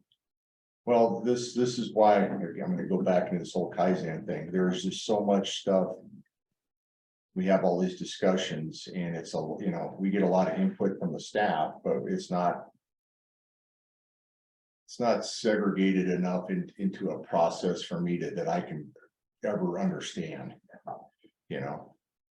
And I would propose at this point, because we're a little bit behind on this, to keep the pay bands intact as they are now, not increase them this year. That'll give us a year to consider and compare and contrast, make adjustments. Provide this 2% bump to anybody that's at the top of their pay band, it'd be 2% in cash. Everybody else would be raised 2%, and of course, the 2% merit would be distributed by Mr. Tyus. But I just see if we're all on the same page, keep the pay bands, whatever they are, I don't recall the numbers now. It was something like $25 to $30 an hour or something. Keep those exactly how they are now for the next year. That sounds fine to me. You know, and I don't want to alienate our employees. We've got great employees, and we certainly don't want to lose any of them over pay issues. But we also have a responsibility to not, lose money in this regard, make overpayments. We're not competing to be the highest paying district. We just want to maintain a great employees, good workforce, Well, at an that's affordable cost. That's the concept of having processes. As you become more efficient and you allow yourself more time to optimize other discussions. You can go deeper into other things that we never seem to get to. Because we're doing all this other stuff all the time. So could I make a motion to keep the current pay bands intact for at least a year? I don't think you need a motion on it. It's just in place anyway. Okay, so we're not going to increase them. Okay, do we have any further discussion on the, Kind of, yeah, but it would, because you're saying that there's a chance to push it with these increases, it would go beyond the pay bands. no? No, you just said, Right, so that's what he's saying. Make sure it doesn't go beyond the pay bands, that's what, am I No. correcting? No, I'm saying, let's just pick a round number, 50,000 a year. Just somebody's pay, that's the top of the pay band. We're not going to give them a $1,000 year increase based on 2%. We're going to keep them at 50,000, but we're going to give them the $1,000. And then there's another possible $1,000 for performance. Right. Push that aside, but the idea is keeping their pay capped at 50,000. Whoever happens to be that high up in the pay band. Anybody below the 50,000, they get a 2% increase added to their salary. To their salary. Yeah. Does that make sense to you, Mr. Tyus and Doug? Yes, definitely makes sense. Thank you.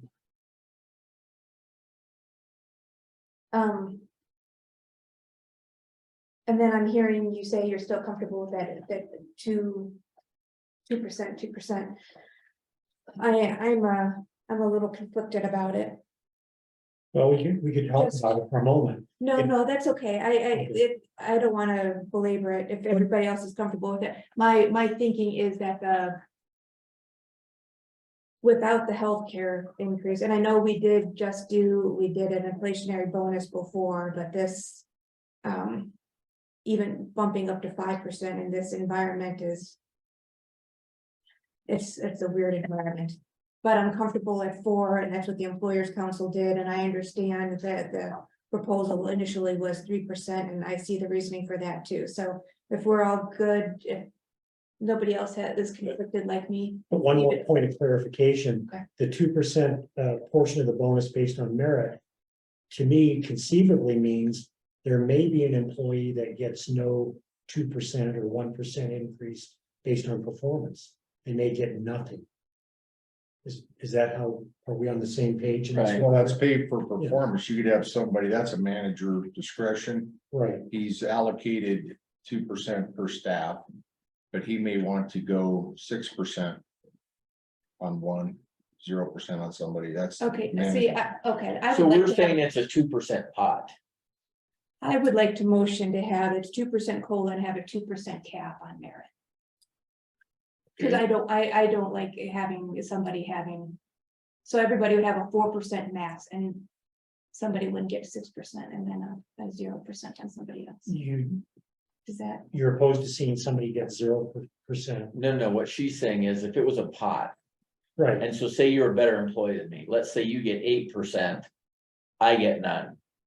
She's just saying that the most you could get is 2 additional, not 8. So like if Jeff had just a 2% overall pot that he could give to whoever he wanted. yeah, I don't like the 2% cap on that based, if somebody's really a super performer, I'd like to see them get more. I'm not too troubled if somebody gets nothing because they perform so poorly. I'm not concerned about the not getting paid for not, or the zero for not Sure. performing. I am concerned about getting too much for being when you're like that. Well, could we do this? Authorize Mr. Tyus to distribute that 2% however he sees fit. We take a look at it and see what happened and adjust accordingly next year. And I don't mean subtract from anybody's wages or anything, but maybe come up with a cap, like a performance cap. But rely on Mr. Tyus, who we hired to do these kinds of things, to distribute that money how he sees fit. Even if it means somebody gets 7%.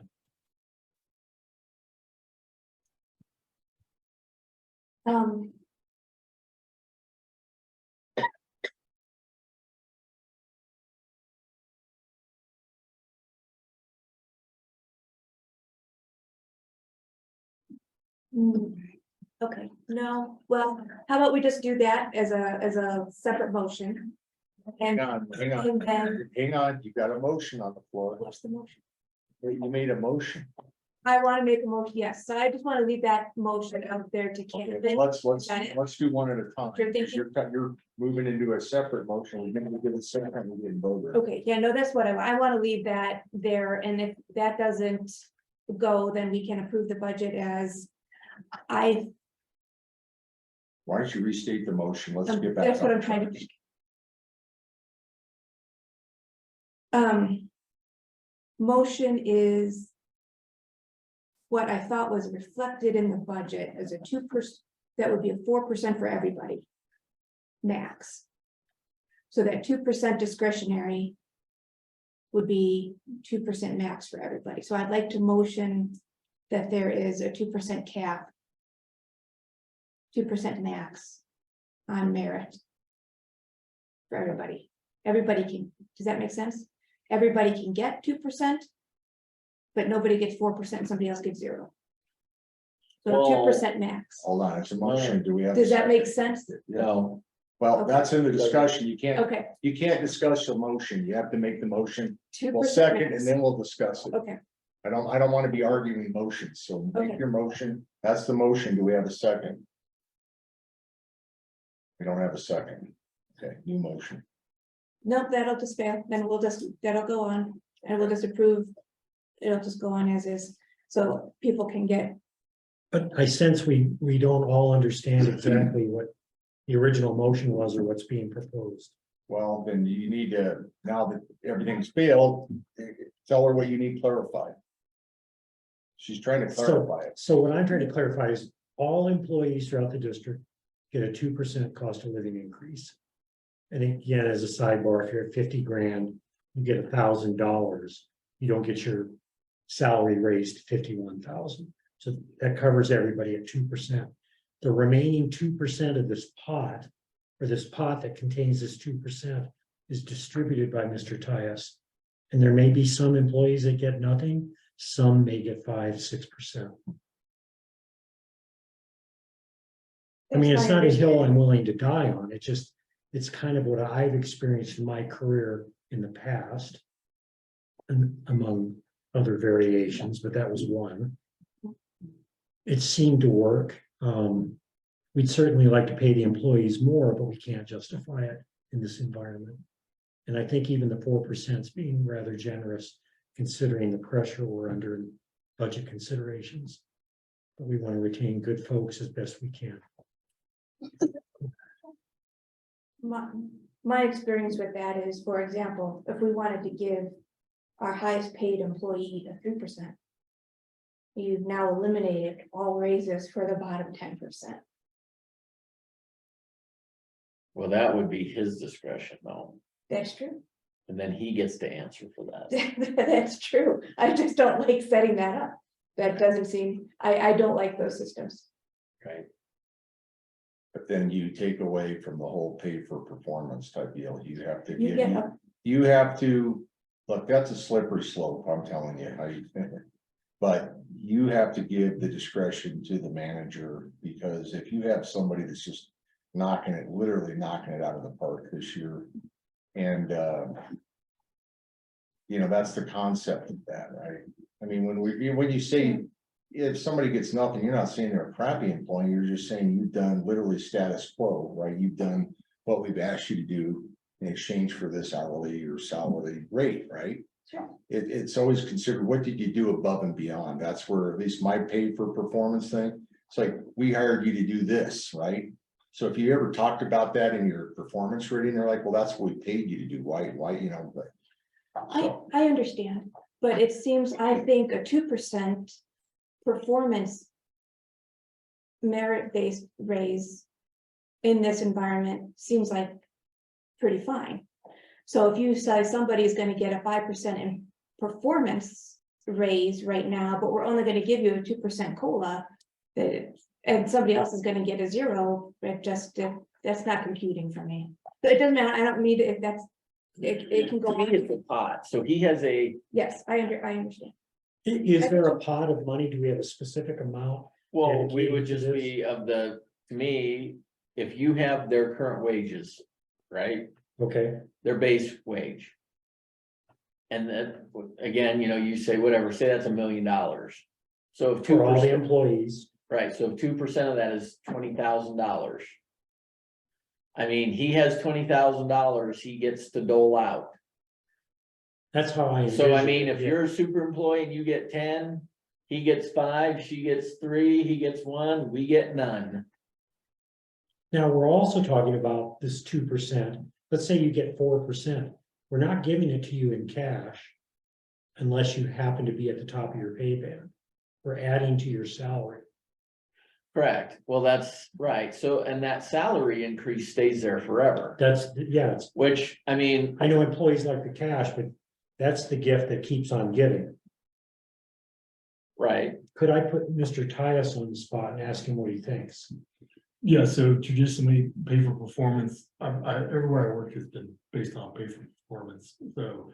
And normally, pay for performance is pretty tight, so you might have, if you have a 2% band, you might have people getting 0.9% and 1.4% and 1.8% and 2.2%. So it's pretty tight, because not unless you have an employee that is under, suspension or something, some type of disciplinary actions that's documented. We have great employees here, so it would be, for the band would be tight amongst employees to make sure it's treated fairly on that 2%. So it's not gonna, and it's, the supervisors do the pay, the performance reviews, so we keep it tight. So it's not gonna, somebody's not gonna get, 4%, maybe 0, because at this time, we don't have any issues. Well, that's reassuring for me, but. I have 2 more questions then. We talked about the healthcare last time and took it out of this one, but during that discussion, I thought I heard Doug, if you're still there, say that we changed the coverage and we only have like catastrophic coverage. Is that true? I'm sorry, can you repeat that? That we only have the high deductible catastrophic coverage for health insurance? So it's called the health reimbursement arrangement, which covers, since we went to a plan that has a higher max out of pocket, the HRA will cover or reimburse the employees for anything paid above what the old max out of pocket was. Okay. Maybe I'm just misunderstanding. And could you just send me the details on the plan so I can review it? Not to change the budget, but I just wanted to follow up on it. Yeah, absolutely. Okay, and then we also had a question on, so this is budget, and just like the salaries that we're talking about, this is the budget, this is not necessarily spending approval.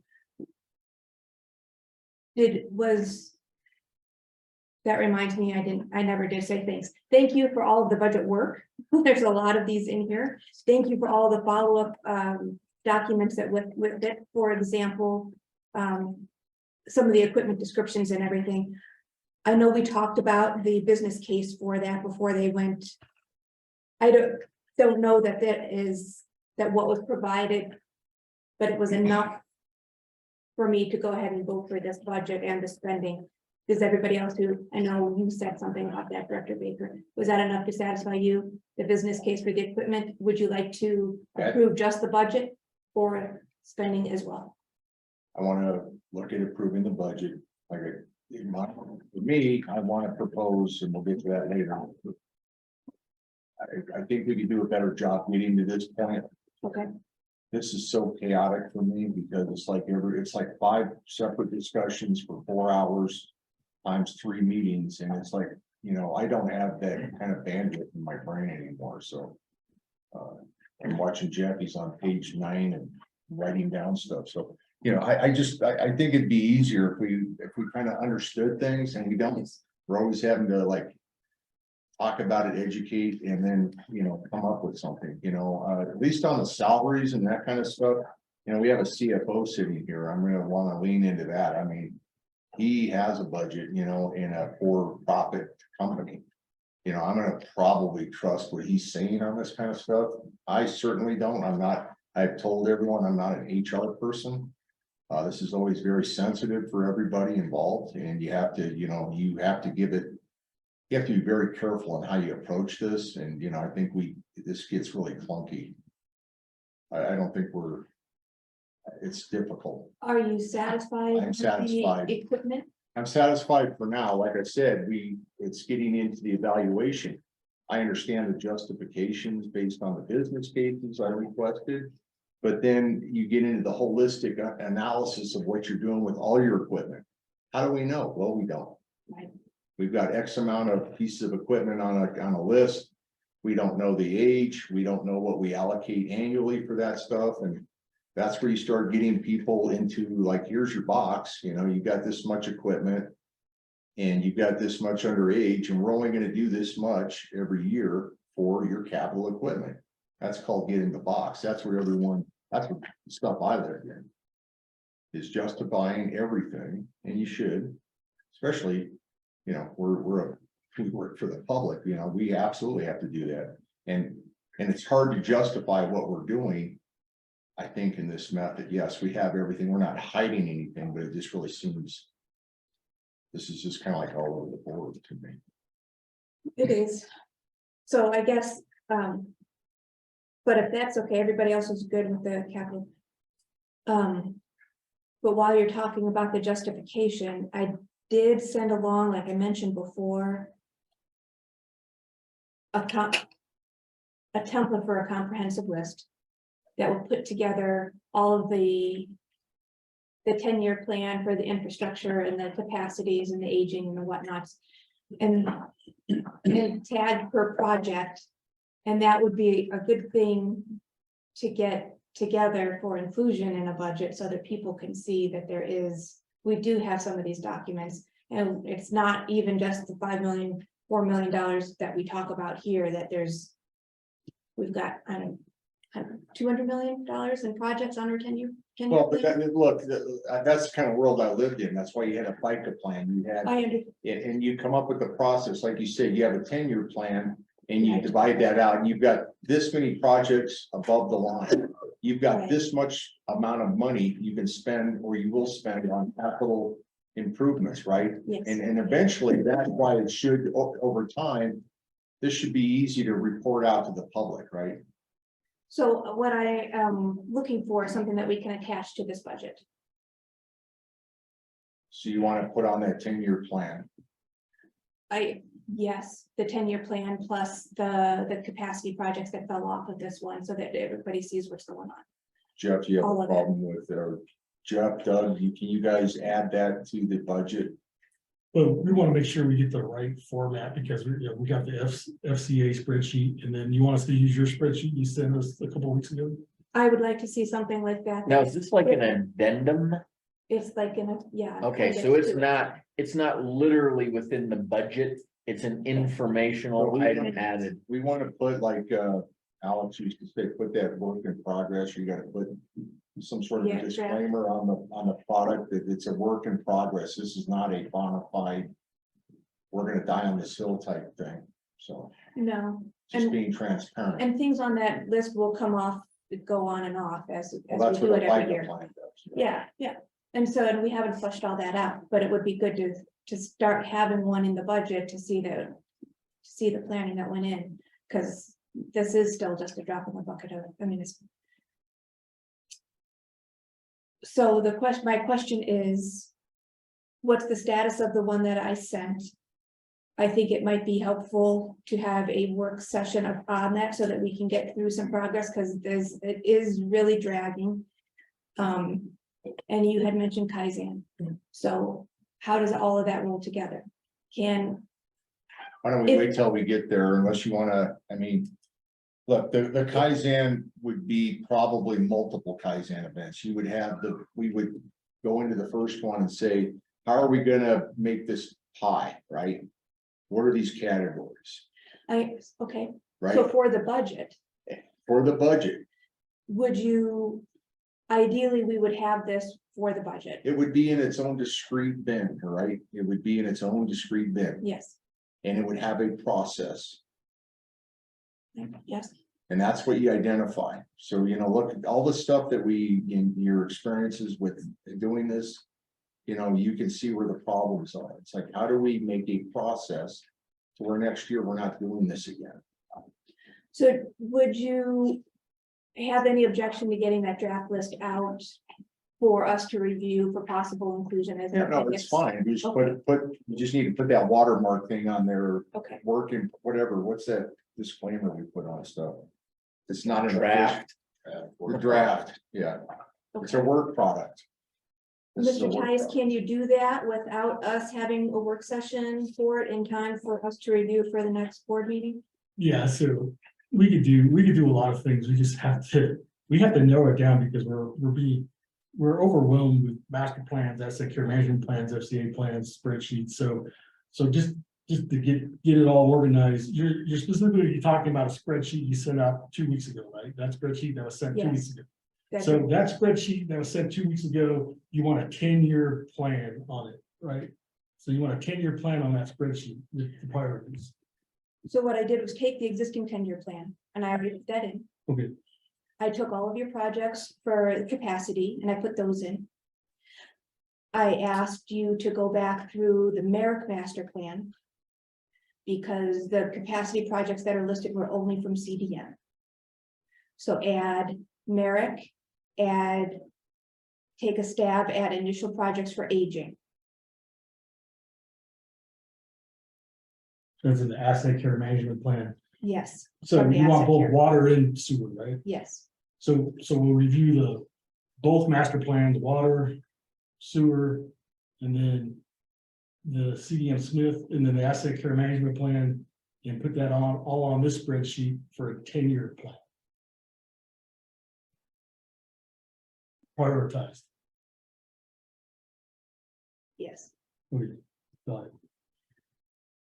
Close I enough, thought you were think. gonna take the 10 years and just focus on 1 year for this budget year. No, Take a 10. yes, that's, but look, you've got 4 inputs. You literally now have 4 inputs into a 10-year plan. And it's like, this is why you go into the FICA plan. That should be part of the algorithm. You weight like CDM Smith, you weight age, you weight this, you weight that. It becomes something you add up and it gives you a number at the end of that piece of line item on the infrastructure. The higher the number, the more critical it is, right? Sure. Then you rack and stack that list. That sets your top priorities for your budget for that year. That's how you work it. This is the same as, it's not the same, it's a different format of different lists, so if you have it in the FICA list. And dump it out into this format, this is a budget format list that you can find in other districts. The goal is not to show the 1 year, it's to show the multiple years, because otherwise you say, we've got millions in the bank, why would you need to raise rates? The point is, because 10 years from now, we're going to be spending more. And that is the justification, and that piece we are not showing people. Well, and that's where we'll get to next year. If we know what this all up list is, we know how much we have to spend per year. You do a Monte Carlo spread over 10 years, I guess. And then you have like 20 million in the bank, whatever we get per year, and that's the runway. That's what you got for that year. So we don't end up at zero or negative. No, it makes sense and it sounds good to me. My only concern is, it sounds like we're being bogged down with so many different plans and systems. It's growing in complexity. There's got to be an easier way to do this. Kaizen event. But I mean, this FCA and there's a lot going on here. A So lot which of moving- do we go by? I don't know. I Right. don't know enough Nobody about it knows. yet. Nobody knows here. But we also don't want to get bogged down with trying to implement 7 different systems simultaneously. That's why each one of those would have a weight, right? No, I'm not talking about our system. I'm talking about these programs and the That's what software, I'm saying. these spreadsheets. You have these 4 different columns, right? And they mean something. right? Okay. How much do we? If you have like this building in each of those 4 columns. How much do we take out of, what's the value of each one of these, like CDM and, Merrick and all this kind of stuff? Those will all be in a value That sounds good. for that line item. And yeah, it is confusing, asset care, I mean, it's like, what are we going on? These are Yeah. all existing plans, though, is the point. Those are all existing. We just need to pull them in. How about this for what I'm asking? Why don't I set up another meeting with Ms. Chise and we'll do an hour? And if we can get it done in an hour, we'll go with that. And if we can't, then we'll schedule another and just wait till next year to do a Kaizen. My concern is just that. Again, just been asking for a year, so I was hoping we would be at this point already. We should be at this point. What are you already. comfortable with now out of those 4 lists? Out of which 4 list? I don't think you mean the 10-year IRP and the asset care, and we didn't pull any projects out of the asset care management. That's what I asked him to do. So I don't know. I already did the IRP. That's already they already did that for a 10-year. So that's done. And the capacity projects are already identified. They just need to be copied from here to there. So, and then we don't have estimates for them all, but I'm comfortable with them all. They all exist. It just is copying them together. So I will set up another meeting and we'll work for an hour if we can get something done for review. And otherwise it'll wait for another year. And Let me know when you do that and I'll jump in on that. So Okay. yeah. I want to drag it down. The term, I'm trying to follow all this, the term keeps thrown out that I don't know. Kaiser, what do you call it? Kaizen? Kaizen event is What is that? it's a 6 Sigma process. You get a group of people and like we're talking about all this stuff here, right? And it's very confusing. And you create the process like we talked about. So you heard tonight, you have Merrick and you have the asset care and you have CDM Smith and you have all these things. It's like, well, what do we pull from? Capacity study. What are you going to pull from? What's your priority? That's right. We don't know. We don't know. So Karen's she's been asking for this list. We need to know what is our actual infrastructure 10-year plan, right? Yes. And we have all these things we know. We just need to make sure we understand the priority. Build this list so we can show it to the public because everyone's like, well, what are we doing? And then how much are we gonna have to spend? Is this making sense to a CFO? And then, we have X amount of money in the bank. We have this many projects over 10 years. What's the spread over that 10 years? See, I think essentially you would be telling our customers what, the estimated and potential outlays are and why we are increasing rates and why we are doing things. So it's just providing to me underlying justification for if we are doing infrastructure increases or other things. And it's not like it's something that's set in stone, but it's like letting you know, hey, here's your truck and it's this dump truck, here's the typical maintenance over the time. And if the maintenance is $100,000, 10,000 a year, you know what's coming as opposed to, oh, I'm surprised. Here's all of a sudden this maintenance when to me, I think it's more from my standpoint, it would just, most people Probably aren't that interested in it, to be frankly honest. What they're more concerned about is that we keep their bill low. But the reality is, we have future consequences that are coming, and we need to make an allowance for that. That's all, yes, thank you very much, you said it very clear. Keep It's in the mind, first step in financial planning. it's very, very important though. I get an email from our attorney that says, why do we say Kentucky Avenue is over capacity? And I refer to engineering reports because they're expert witnesses. So that's why, you know, us as a staff, we gotta have the master plans, the CDM Smiths, and then the spreadsheets as requested to tie everything together. Because at the end of the day, if we want to raise rates and go negotiate costs, we gotta have those engineering documents as expert witnesses to show that, not just a spreadsheet. So we can tie this, we can tie all together in a spreadsheet easily, but at the end of the day, we gotta have the, you know, the industry standard is the master plan, the asset care management plan. Right, but I'm talking. This is saying it's a 3 to 5 day workshop.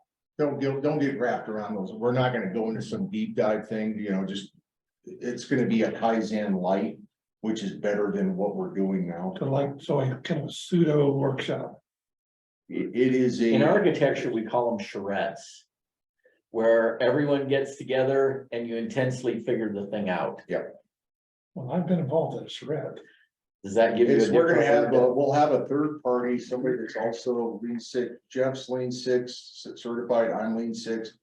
The guy I've asked is Lean Six Sigma certified. We're gonna come in with a very focused problem. And then collaborate on a solution. And then you kind of like pull that out of there, and that starts becoming a working process. You will probably have follow-on Kaizen events. You keep compressing the problem down to a very finite answer. You get, so we're not doing this now, like, well, what do we don't have that question next year. Okay. It becomes a process that makes it easier on the staff, because like I said, we're like asking them for all this stuff, and it's, you know, and we need to know that. But it's burdening them, and then it's confusing us, and we need to have a better solution for this. I have a solution. I move to approve the budget version 2.2 and move on. Well, I second it. say not the budget. No, it's next week. Oh, fair enough. Can we end this discussion? I was just waiting on you. All right, good, done. Okay, Yay. all right. We're under. Just a direction little- now. If I could get a little bit of clarification, so for the TAP fee, do you guys want me to prepare what the engineering inflect or index is? Yes, plus the 4 million that we're gonna spend on capital improvements for 2023. Okay, so the full percentage. Yes. Okay. But I also- Sorry, I also do need some clarification on, were those business plans for the vehicles, those were not sufficient for you guys? They were sufficient, Austin. Okay, I just want to make sure what we're doing in the future too, that we can kind of keep that template rolling and use that, so. That's what we're gonna come up with a different process for next year. We're just trying to get through 2022 right now. Gotcha, just wanted to make sure that was good enough. Okay, thank you. And no changes to this budget. So it's all set, we're all good. No- 2.2 is good. All right. Onward. All right, we're under directors matters, Army Corps of Engineer work around the yellow zone tank. Yes, so I sent the letter out on that, and it's, the work, it looks like it's going right on the, you know, right on around the tank. So we have a meeting set up with the Army Corps of Engineers that Dylan is gonna be involved in to figure out exactly what they're gonna do, so they don't disturb the foundation of the tank. So it's an above ground tank, but it sits on a footing that's 4 to 6 feet deep. So you'll appreciate this. So do you ever work off of a risk plan before somebody goes into something like that? Yeah, we need to establish, you know, access egress. I guess I'd like to see a risk plan. You know, we always, before you go into critical infrastructure, it's like the what ifs. You know, like, okay, what are you gonna do if you crack our foundation, or what's the plan? You know, what are you doing to our infrastructure and around there? How are you gonna mitigate risk? Just so, and that would probably help out legal in the event we get into some, because we just went through that more or less with this, the red tank right down here where all that stuff, and it's like, where was the risk plans? Everyone just kind of showed up and, you know, had a, you know, went to work and everything just kept flowing. And if you would have identified, like, what are we doing today? Have a risk plan. And then if somebody skips part of that risk plan, that's the gotcha that day. You're like, wow, you say you were gonna do this and you didn't. Now we have a problem. You've impacted us. Seemed like the Army Corps of Engineers would be, They know what a risk plan is. Have them fill out a risk plan.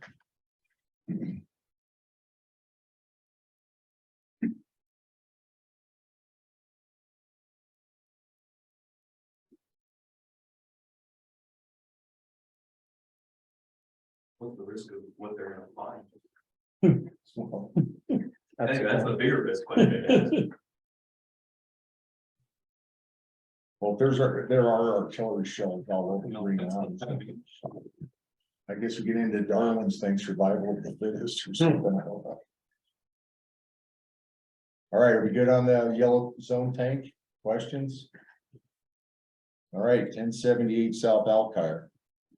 Yeah, so 1078 South Alkire, the owners are trying to push the drawings through, so on October 12th, we received the drawings, we sent them to the district engineer. The district engineer has been going back and forth with the owners, architect and engineers on the drawings. Our engineer commented on them, sent them, and their engineer just sent them back today.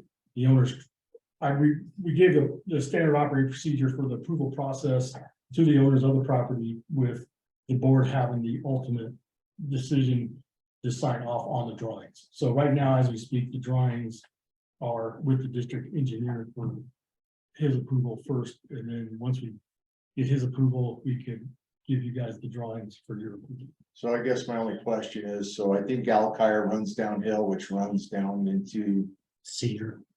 not Cedar. Oh, you're going this No, way. it's farther south than that. I don't know if that street is down at the next stop sign, but. Well, I think that all runs into Kentucky eventually, which is already a problem. Well, isn't it? It might be Ohio on that. Ohio on Yeah, that side. the sewer lines don't follow the streets exactly, so, Oh. yeah, so the map, we studied the GIS map closely, in that particular location does flow into Kentucky Island. Oh, there you go. So we're already Wow, at capacity. good job. I had asked for that to be added to the executive session. I assume that that is the Kentucky sewer flow in the executive session was this discussion. Okay, we'll hold that off then. Okay, all right. The Six Sigma thing I put on here, so I've asked somebody that they've kind of talked this to death, so we will probably be looking at a special meeting in January to start addressing a better process for all of us to get through this every year. And if you have questions, you know my number. Distribution of engineering work. That was me. I would like to parcel out some of the different projects and make sure that, and see who's doing what. For example, Tamara's, since we're starting the new budget year with new projects, I think we should try and do new engineer per capital project, see who gets what done on time or within a year, or who we like working with best, see what's going on here. Does that make sense? For example, we've already got, if JVA is now doing sewer and water, we actually spend more with engineer and capital spending than we do in just this general work. So this is a big deal, and who gets general contracts for. Right, so how do you But I would rate that or, check that? I would suggest we look at. I've got projects that on the list that we are doing, the Ravines Bridge, the design for projects for the 2024, Tamarisk, Kipling Sewer, it's kind of already going, but somebody will be overseeing that project management, Kentucky Sewer and the pink pump. And especially since there are so many projects, at least one or two of or all of them go to a separate engineer, or get somebody else doing stuff. Because we don't have anybody besides Merrick doing stuff right now. Also, he just said JVA's almost through the gate, right? Yes, They're doing- yes. We met with JVA, we have another meeting coming up and they're gonna send us a service agreement. And they will be doing general wastewater work. So which is great. So another chunk that we can take out and kind of parcel off is to say, do these designs. So somebody to do I don't know if you need to have the pink pump generator, if that's worth. Because that's and the battery backups, if that's something that we need to do. Tamara's definitely, I think somebody else should be designing and doing project management on that. I'd like to see a different engineer just to see how it turns out. I agree. So we just mentioned a couple of projects. So Tamara's would be good. The Kipping sewer is already out to bid, but I don't know if that is worth doing without us going through each project and coming up with who does what. Can I ask Mr. Tyus to go through that list? Figure out which ones would be suitable and get, I think Tamara's at least, the Ravines Bridge, because that, I know that was some, Kipling sewer, Kentucky sewer, those Tamara's and Kentucky sewer, pink pump. Can you put those in a list and get some suggestions on which ones would be most suitable for getting somebody besides our district engineer to work on? Yes, of course, and we have a choice too, right now we work with CDM Smith, HDR and JVA. So we can stick with those three, or we add more if you want. I'm comfortable with JVA trying them with the sewer stuff and maybe ask HDR to do one of these others, and that would still leave one more. I don't know if we want to do 2 capital projects with HDR. Is the general idea that we're not comfortable with giving so much business to one particular firm? Is that Yes, where this is coming from? that is. Is that customary in this industry to distribute the work? Oh, It's customary in any business. You don't want to be single-ended. You know, you need a competitive pool. And if something from a standpoint, you get back to risk, if that company goes belly up and you have put all your eggs in the basket. And how long have you been working on this? Pretty much since he's been on. It's not a quick switch you throw. So you need to have a pool of resources of competent contractors to work for you. I understand all of that. It makes perfect sense. The question is, why did it end up the way it is now? Why did we concentrate on one contractor so long? Every water district has a designated district engineering firm.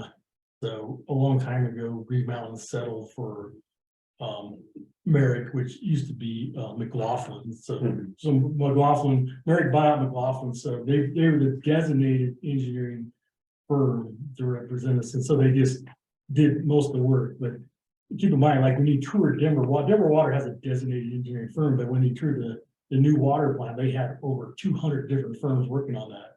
And so most water districts will have more than one engineering firm. Arapahoe County Water had probably 10 engineering firms working on projects. So it's good to diversify. It's like Director Morgan said, you get work done quicker, more efficient. Well, I can appreciate that, but shouldn't we rely on Mr. Tyus then to just make these selections? It sounds like Yeah. he's on board with us. Yeah. That's what I'm asking. Okay. So can you prepare a list because it has not been parceled out yet. None, and that's just something that we have been asking for, is that he's got HDR online, but there's no work associated with it. So I'd like to see work associated with that switch. Yeah, we'll have JVI online, CDM Smith online, so we'll start working through it, and then every board meeting will report back, and we'll fill out the construction spreadsheet along with the district manager report, and you'll see who's doing what and how fast it's getting done. That way you'll be able to score them. Well, like for us, so at my firm, we will literally usually get 2 to 3 bids. Like one thing that's different to me here is everything seems to be done hourly. We get bids. Right. And so if Roger's firm is the hungriest, you may be 5 or 10,000 less than Dylan's firm. And then maybe you get a ton of business and then all of a sudden Dylan's firm is a little bit less. And so it seems to more reflect on often the busyness to me of the firms and what they're willing to do to get the business. Likewise, like with us, if we hire you and you do a poor job, then you're just kind of off our list. No, I You know what I'm understand saying? all I mean, that. but so the way we don't really seem to look at, like, I don't see here like competitive bids, and I don't even know if it's comparable. So like, say, to me, civil or site work or stuff, where to me is a lot kind of like what this is. So where you have a civil engineer and you have all this site work that goes on. They usually give us a flat outright bid for a project. Here, they just bill us hourly. So what, to me, I never would know is, you know, could the work be done in 3 hours and they're billing us 10? I don't know. But if no one ever questions it or no one ever gets another bid, you never know. I mean, you don't know if you're paying a competitive rate. Yeah, Or I agree, and I understand all that. What I'm coming from, as always, is this is why we have Mr. Tyus. We have to rely on his ability to make these selections, and I don't want to burden him with having to account for every single thing these contractors do. I'd like him to come to us in general, maybe a 3-minute presentation and say, I used these 3 firms for these 4 projects, and I'm satisfied or I'm not, or one, but this constant drilling down, I don't see the value in it. Well, it's because we only had one, you haven't seen any other contractors, have you? No, I haven't. Right, so that's why the drill down, we're to the point now where we have these other additional things, and yeah, as that starts to happen, then you can, you know, let Jeff go at it, but the standard operating procedure before that was just single-ended, same engineering house. Right, but it sounds like this was in the works since we hired Mr. Tyus in March, and he's moving in that direction. He's moving. I just like to make sure that it actually, Okay, any of these projects, it's, so, for example, Tamarisk is in the works right now, but it's in the works with Merrick. And that was a prime project that could have gone out to a new engineer. So I'd like to see it diversified, is my point. So I just like to see that moving. So see if you can bring your plan. I think there'd be another room for one more if we can get somebody else on board for one of those projects from the design stage, because that's where we fall into the trap. So Kentucky would have to be designed by somebody else and worked on. Okay, that was that one. Thank Okay, you. we good on distribution then? Yes, Okay, we're gonna go on to rules and regulations of environmental work, so I wanna make a motion that we don't allow our staff to work on sites where they're below grade, where there's known hazardous material or hazardous sites, Such as the federal center. such as, from what I understand, the Federal Center. I would not want to put somebody at risk that I'm not willing to do, and I've worked on hazardous sites and I paid those consequences, so. I will second the motion. Okay, do we have this, is that a reasonable motion? Yes, there may be some interplay with the existing rules and regs that complicates it. You know, there may be the district is obligated to oversee work, or district has to come in. So really. Hang over my dead body on some of that stuff, because there's like, if it's a hazardous site and to get people geared up and to put them at that risk. Well, are we asking that they mitigate prior to us entering? It could be a lot of variables. I think what you want to say is we're not gonna, as we understand our staff today, Right? they are not equipped to do hazmat work. They're just not. no PPE, no training. Well, they have some PPE, but they're not trained and they're not at that level. And I'm gonna tell you, as a victim of that, you send people into a hazardous environment. And then they're, you know, especially with these great healthcare plans anymore, and then 5 years from now, you have cancer, you know, from working on sites like that. It's like, it's not fair to the workers. It's not. So it's one thing if you don't know, right? You know, but when you Right. do know, no. Yeah, I think maybe the appropriate way to do it would be for direct, Jeff Tyus to prepare a amendment to the rules and regs that accomplishes that. So I'm gonna put that motion because we're changing the rules and regs. Yeah. So we have a second. And we're in discussion. Well, a little discussion. I fully agree with you and I'll go for it. But when we talk about the Fed Center, I'm just, with a lot of history about that, I'm gonna realize there could be some twists on that. And what I'm seeing is the definition of it being an environmentally dangerous site or not. I would agree it's not, it is, because remember, I used to work at that building that was right next to the fence line where it's at right now. That building is now abandoned because my coworkers used to walk across that site and they'd walk into my building and contaminated my building. And so they closed the building down as an environmentally dangerous site. Wow. So I'm certainly convinced that there's, as a matter of fact, when I was there, I remember I was there for 30 years. Is like, oh, you see that, back before they were building the hospital and stuff like that, that people look out the back. Oh, that used to be the agriculture department. And they used to do animal studies, and they used to have animals out there with anthrax. And when they left the site, they buried all those bodies right there in the ground with anthrax. So I'm certainly convinced it's a problem. But having been around that situation, I'll have other people say, oh, it's no problem. The state of Colorado says it's fine, et cetera, et cetera. So I'm with you, but I'm just giving you a heads up. So there is a right look. There is a thing called the stop command in the world, and he knows what I'm talking about. Yeah. And before those people enter the ditch, if they say we're given a stop command, it will stop. The workers have that right, and it is a OSHA rule. Okay, So I'm gonna tell you, I'm standing by this. I'm pretty solid. I'm about as 100% as you can be.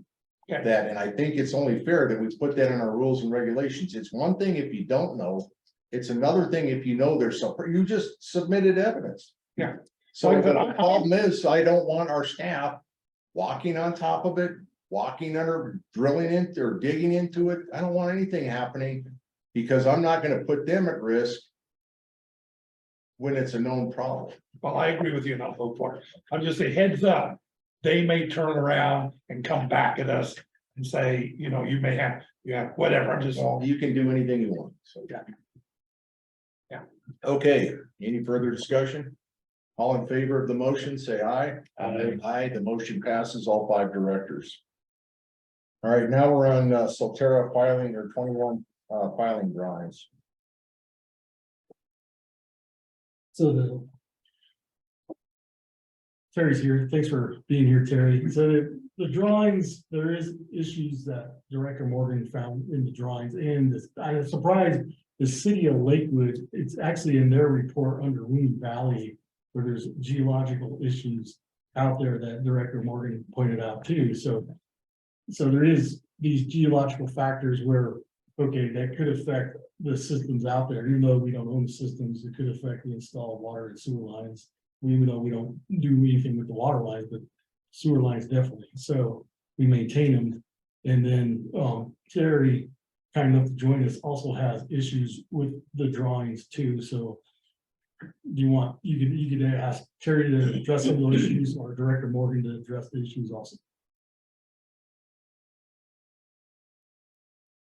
I don't have anything else to say. I saw a memo come through, but I don't know that it answered anything. Did you have anything more to add? I was interested in the geologic part that you're discussing. That may be something we don't know about and are definitely interested in not stepping into something where we've got a geologic problem to deal with that will surface down the road that we're stuck trying to fix. Yes, you have that. That whole area and we probably have somebody, it's a geologic, it's a defined geologic hazard of steeply dipping bedrock. Have you seen it run through? It actually runs through a lot of Solterra. So we all have problems. This whole district has swelling soils. Yes. And corrosive soils. But where we have a little bit of swelling soil, and they cause problems. We have a little bit compared to you have 10 times more because they're stood up on end and there's nothing. It's a disaster. First deeply dipping. Yes. So there is, and so what they do to solve that problem here, if you've got 2 planes of a clay and something else, they'll take it all out and mix it all together, so then you have a flat thing. But what you've got there is you're dipping so far that the whole underneath is swelling, and so you kind of can't over excavate enough. I mean, they do, but I wonder, They did do that, but what I'm hearing from you is that's not, one of the concerns that we have with the filing 21 yes, is they had a lot of retaining walls and steep slopes on the south side. And I don't see a way that that's stable or that we can maintain that. and I don't, So is that correct, with what you're thinking? yes, although I don't know all the answers, all I know is that here we have to over excavate, we are supposed to over excavate 10 feet. So that's a big burden. So I don't know, I didn't see anything different there, I didn't even see the over excavation on the plans there, let alone So normally in Extra. Jeffco now it's 20 feet. 20 feet. Yeah. And they did, in filing 21, they did go do a 20-foot deep excavation. Right.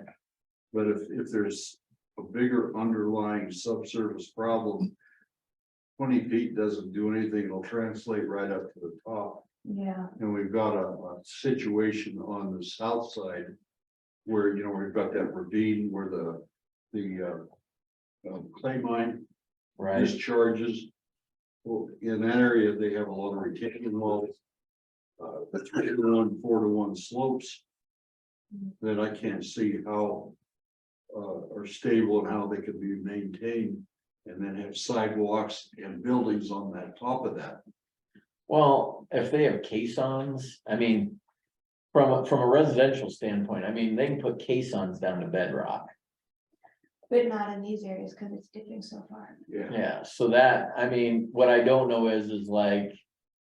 Yeah, I mean, I guess I'd have to see the structural engineer reports to see how they're handling something like that. Yeah. Remember, That's this where is- we're at. This is listed in the City of Lakewood report. I'm surprised City of Lakewood didn't mention it to everybody. It's been known forever. Yeah. That's why they haven't built out there. Yeah, well, for example, where my house is, each lot has a borehole where they went through and pulled out soil and did the Right. analysis, so I could see what the swelling index was. Hmm. I don't have anything like that on filing 21. Hmm. No idea. So what you're talking about, even though I did see that it was sub-excavated 20 feet, if there's a deeper problem. Yeah, so they now have to individually, every single lot has to be individually tested. Like what you had, they have to do that. I mean, by code. Well, I don't know where you're building townhouses, what that translates to mean. Okay. In other words, I could tell you where my house is, there's a defined lot. How do you define where a block of townhouses go? And how Well, they would do the same thing, like if there's 8 units, they probably have 8 test holes. Literally, and however, that being said. I mean, they just have to comply with what. I mean, the code is, but. You know, where that stuff can get complicated when you're talking the clay and the bedrock and all the other stuff is. That it can change all the drainage. I mean, that's where like with all the civil stuff, it gets. I mean, it can switch, so what, say yours, because of all the slopes or all the other stuff, they could have adequate drainage. And that's where a lot of big costs can come in, because they're going to have to make it so that it has proper drainage, it has everything, so that's probably just gonna increase their cost. I mean, healthily. And so what I mentioned on the onset, one of the things that we are doing as FRMD is we are preparing and getting ready to submit comments back to the city regarding the major site plan and the plot plan. I don't know that we've captured the depth of what you just brought up. So I have to think about that. I don't know if there's a plan. I'm interested Yeah. to see. All I know is that if there's a standard already, that there should be more for you. If it could be mitigated, as you say, that's not readily. Well, most of it can be mitigated, just bring your checkbook. That's So, we will submit our concerns to the city. That should drive it, I think, more toward, and in the end, in order to resolve the questions we are planning to ask, we would have to get into the depth of what you just brought up. Well, We have thanks to for resolve, looking into it. but I don't know, what that means to some of the things that you guys are trying to do here. Okay. Well, for us, unless I misunderstand it, I mean, the developer's gonna put in that infrastructure, right? Right. And so all we're going to do is service it after the fact. So if they do not properly install it, if they do not, I guess, take care of it, I guess that could fall back on us if we have issues. Oh, it's on you guys? Yeah, we own the system, you guys maintain it, we pay for that. But it's ours, if there's a big problem. Yeah, so I mean, if they do, I mean, what, like the civil engineers would come up with, in theory, there should be complying with code. Austin, I think I answered that correctly, right? Yes. We did our system last time, Right. it's our system. If it's not put in properly, we have problems down the road, it's on us, so it's behooves us to get it right on the installation part. Just a quick note, so when they install the system, they met our rules and regulations on the sewer system, has to meet our rules and regs. The previous systems. Well, yeah, on top of code, right? Yeah. So the sewer lines would have to follow our rules and regs. If you go that route, that's what the route has been, the standard route for past filings. Okay. And that's based on our inspectors too, so. We go out and inspect it, our designated engineering firm goes out and inspects it based on our rules and regs. Well, that all sounds good until you realize that this is filing 21 and there's stuff already built and we don't have these questions answered. So. It'd be good to know what we should be doing. Okay, but thank you for letting us know what's going on with that. Nothing else to do there, right? No, we're on to Start. Okay, so we're gonna close out agenda item number 9 and we'll go to agenda item number 10, legal matters. Dylan, you have the floor. Thank you. I think probably in the interest of efficiency, I'd rather do the family resolution first.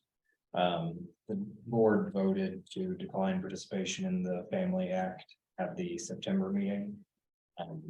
The formal adoption of that policy needs to be done by resolution, so we have a resolution for the district for the board to execute, just formalizing that. We also complied with the pre-vote notice requirements, sent notice to the employees. After the execution of the resolution, we'll comply with the post-vote notification obligation, which is informing the employees of the district of the existing benefits that sort of stand in the stead of the Family Act benefits. So that's a motion. Yeah, well, move. so I would move that that's a motion. Yeah, move to adopt the I will resolution. Good second, I will second that. Discussion. All in favor of the motion, say aye. Aye, the resolution. Motion. Jeff, did you print that resolution out? Oh, no, I can print it out, so print it and have them sign it. Yeah, it's president and secretary. And if you don't have that, I can. Yeah, I have, oh, so can you guys just, at 5 minutes after the meeting, I'll print it and you can sign it. Okay. Is that okay? Yep. Is And there's, that okay? yep, that's fine. Then there's a check mark for declined participation, and the district declined to participate both as an employer and providing the employee portion. And then Jeff can take care of, or Doug or someone can take care of submitting that through the family portal with DOLA. I think DOLA is the administering agency. Yeah, I have access to Dolly. Okay. For the red zone tank, I did receive some correspondence. I've been in communication with an attorney representing Cablaco. They've received our demand letter. they submitted it to insurance and they were declined, so it took some time to get through the steps.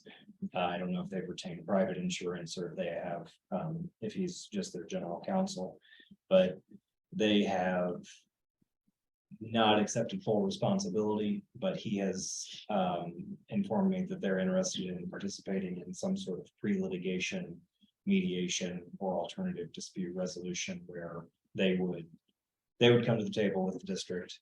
Their preference would be that they come to the table with the other potentially responsible parties, which would be potentially Merrick, as part of the design, Blocko, of course, for the installation and the actual work, the district just as the harmed party and for whatever responsibility the district might bear.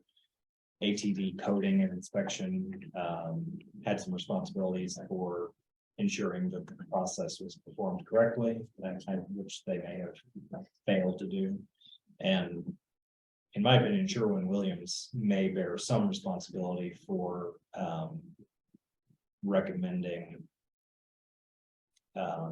that tank be filled even while the blistering was occurring to offset the negative pressure with interior pressure. So those are the parties that I believe would be appropriate to have involved in that. And I informed him that I would bring that suggestion to the board and that my recommendation would be that, yes, pre-litigation mediation settlement talks would be. So we would just hire a mediator to come in and Could be. facilitate that? Could be, you could hire jams to set up jams or JAG to set up a mediation. You could do AAA arbitration. They would do that sort of thing. There are a number of. So then I guess my second question would be, what if a party would choose not to come to the table for mitigation or for mediation? So I have reviewed the contracts at issue and there are no mandatory pre-litigation mediation provisions in any of the contracts. And Blocko's attorney reviewed their contract and he agrees with me on that. So it only either they aren't there and then you sue them, or the whole thing falls apart, or everybody comes to the table, or you proceed with a partial resolution. There are. So if, and well, would it behoove us if, let's say, 3 of 5 wanted to meet? Would it still be better, or are they Coblanco hoping that, like, that at that mediation, everybody assumes a portion of the 250 or whatever we came up with was the actual damages? Is that, I guess, what they're hoping for? I'm sure that they're hoping that everybody will have some sort of kick in that's less than their potential exposure. Right. Yeah, so in that case, the more people that participate, the better, or the more entities that participate. The only way probably to force this to happen would be to sue everybody. Because then there would be an obligation to mediate as part of the court process. Well, is that, I mean, not to be simplistic, but like if you ask somebody to participate and you say, we'd love for you to come voluntarily, plan B is we sue you. I think that's. Is that the impetus to get them to? Yeah. We are preparing for litigation. We'd like to save costs. Will you participate in this? You know, the implication being, if you don't, we'll sue you. And then there's some risk analysis on their end of, well, if you don't participate, maybe they won't sue us. Okay. Ought to be an actuary. Okay, So yes, you will, we can start the process. Well, I'd like good direction from the board. Oh, so we need to make a motion. Yes. What would you like to do?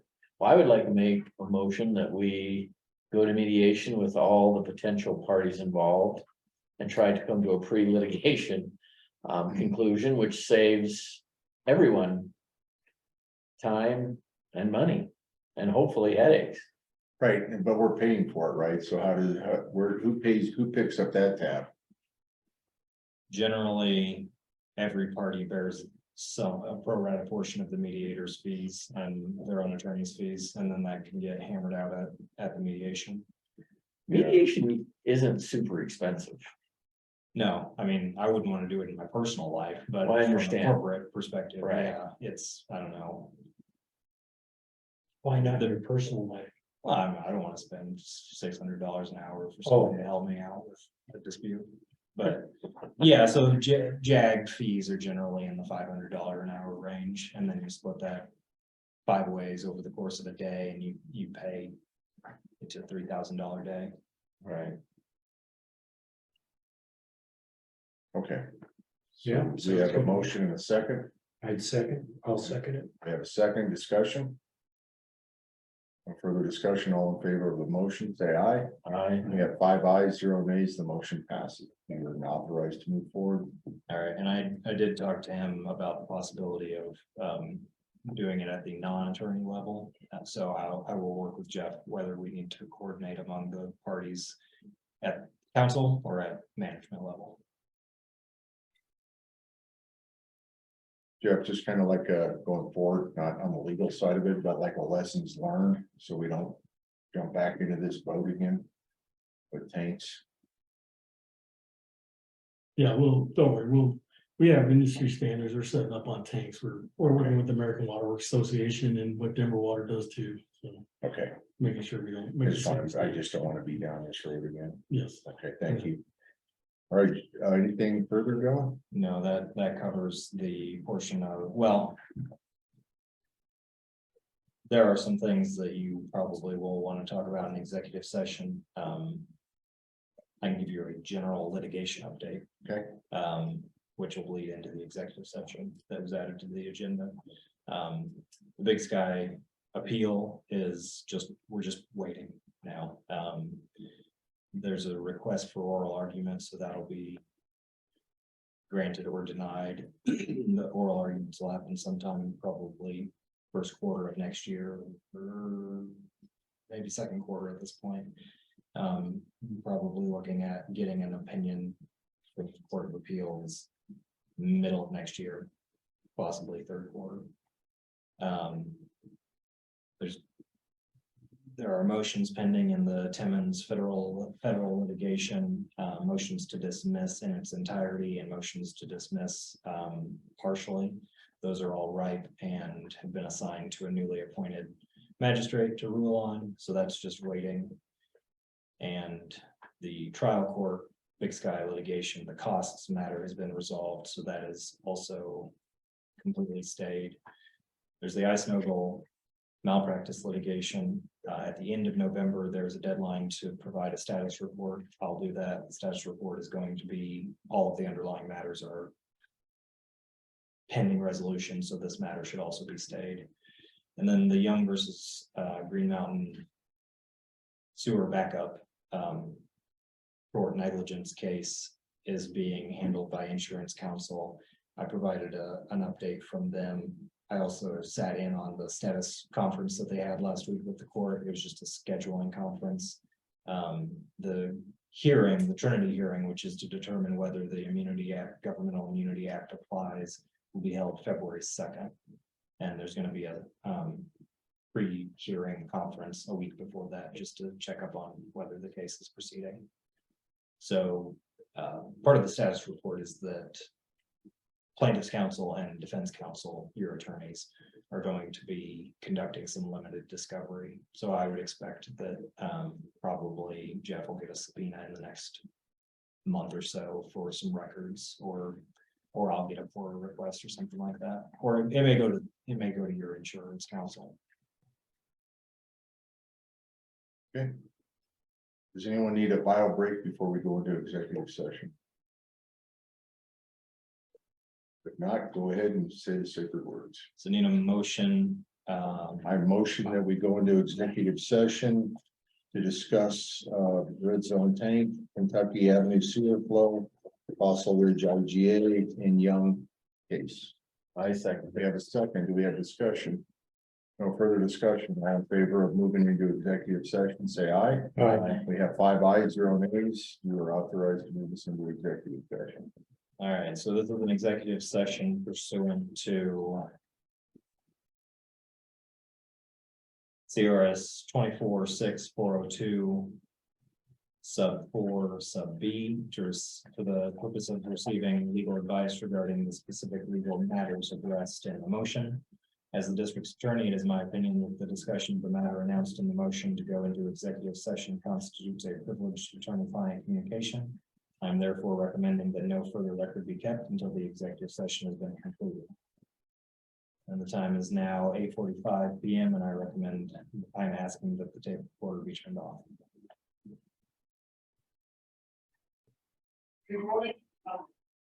Time is now 9:54, and I have asked that the tape recorder be turned back on because the attorney-client communication is finished. The executive session has been concluded. The participants in the executive session were me, general counsel for the district, the directors, and Jeff Tice, district manager for the district. For the record, if any person who participated in the executive session believes that any substantial discussion of any matters not included in the motion to go into the executive session occurred during the executive session, or that any improper action occurred during the executive session in violation of the open meetings law, I would ask that you state your concerns for the record. Seeing none, the next agenda item is ongoing legal matters, and I have no further legal matters for the district. All right, we'll move on to agenda item number 12, new business notifications for next board meeting. So Jeff, we have a newsletter. I'd like to renew the newsletter issue. That I think we need a newsletter and an emailed newsletter. So I don't know if we want to put, is there any interest in putting that on as a discussion item or just asking people to look into that? For a point of reference, last time this came up, we kind of did we put a link at the bottom of the bill because that's what we had room for. We didn't want to set up another newsletter. We got 33 hits off of that link. I did attend the Platte Canyon District meeting. They do weekly outreach and they get a 30 to 50% open rate on their newsletters. That's a whole lot more than 33 people. So we should maybe be taking advantage of that, which is just obvious, but we haven't made that happen yet. So discuss how to do it next time or ask, Well, we've done it. What's there to ask? we haven't, I would like to ask our wonderful IT people to get together a newsletter that could be emailed out. A template. Yeah, Okay, well, just the infrastructure there, it doesn't take much, okay. right? All right, then we got future development numbers. One of the things we keep going, the other piece of tap fees is future development. So you add up all of these capacity projects and you say I've got $10 million worth of upgrades to do. How much you charge in a tap fee depends on if you have, that's for 10 people capacity or serving 1,000 people. So we need some good numbers. I'd like to suggest that, so we can discuss that next time on how to get those numbers. I think there should be a committee helping. Because Lakewood has done that, so that's why I would like to add that. And then I want to add, just because we'll need a notification for the Fossil Ridge. Liquid's done what? Lakewood has provided numbers that equal out to not much, and so therefore. Provided numbers as what they think development's gonna be. So let me talk to that just for a sec. So we just went through the deal. I was with the EDO guy last Saturday. So the Lakewood master plan said by 2030, Lakewood would be built out to 165,000 people. We are currently at 149,000 people. We will exceed the 2030 numbers based on Lakewood's projections. I thought we were currently like 155. He's saying we're at 149. Well, 146,000 people. I mean, it's like plus or minus. One apartment complex. Yeah, we're the 66 Van Borden's gonna push us right into the moon. So So the numbers are controversial. my point is, we're gonna hit the 165 well before we hit 2030, so you can't rely on Lakewood's numbers, they're below. And I don't know where the hell they're gonna get their numbers from, I don't know what they're pulling from thin air right now, so. Is that why you asked me as development questions? I don't remember which ones, but the point is, yes, we need those and we haven't gotten them, so therefore that what played into our low tap fees because they said, well, it doesn't matter, we only have 5 more houses, so we'll just squeeze them into our existing capacity. Not 5, but low, you know what I mean? So we need accurate numbers and divide up all the capacity and do both sides of the equation. On that same subject, do you remember when we report to the Colorado Department of Public Health and Environment, we have to report the actual people that use the water. That includes, you know, the business people, the commercial buildings, the hospitals that aren't residents. So that's why you'll see a number where we supply water to 46,000 people, because that includes people that work in this area that's probably not on the city of Lakewood report also. They should account for, no, they account for that in their master plan. Do they really? Okay. Yeah. 'Cause Okay, so then I want to add the Fossil Ridge IGA public hearing for the December meeting. We'll just call it exactly that. And then unless you other directors have anything to add, I'm going to close that out. No, I have more. Oh, you always So have. I have such a list, and this is a big, I know it's a list. If there is anything that you can think of to do in the meantime, to take it off so that we don't have. I just need to bring it to attention. These are things. I won't need to put on the list for next meeting. One of these is that the Denver Water Committee has had a presentation ready to come in. It's election night and they're all busy, and I don't know if we're gonna have time for it in December, so. We could How put it. much time have they? It's 20 minutes, I think they've got 20 slides, half an hour. Special meeting. And what are we getting out of that? Yeah, and what's the timing?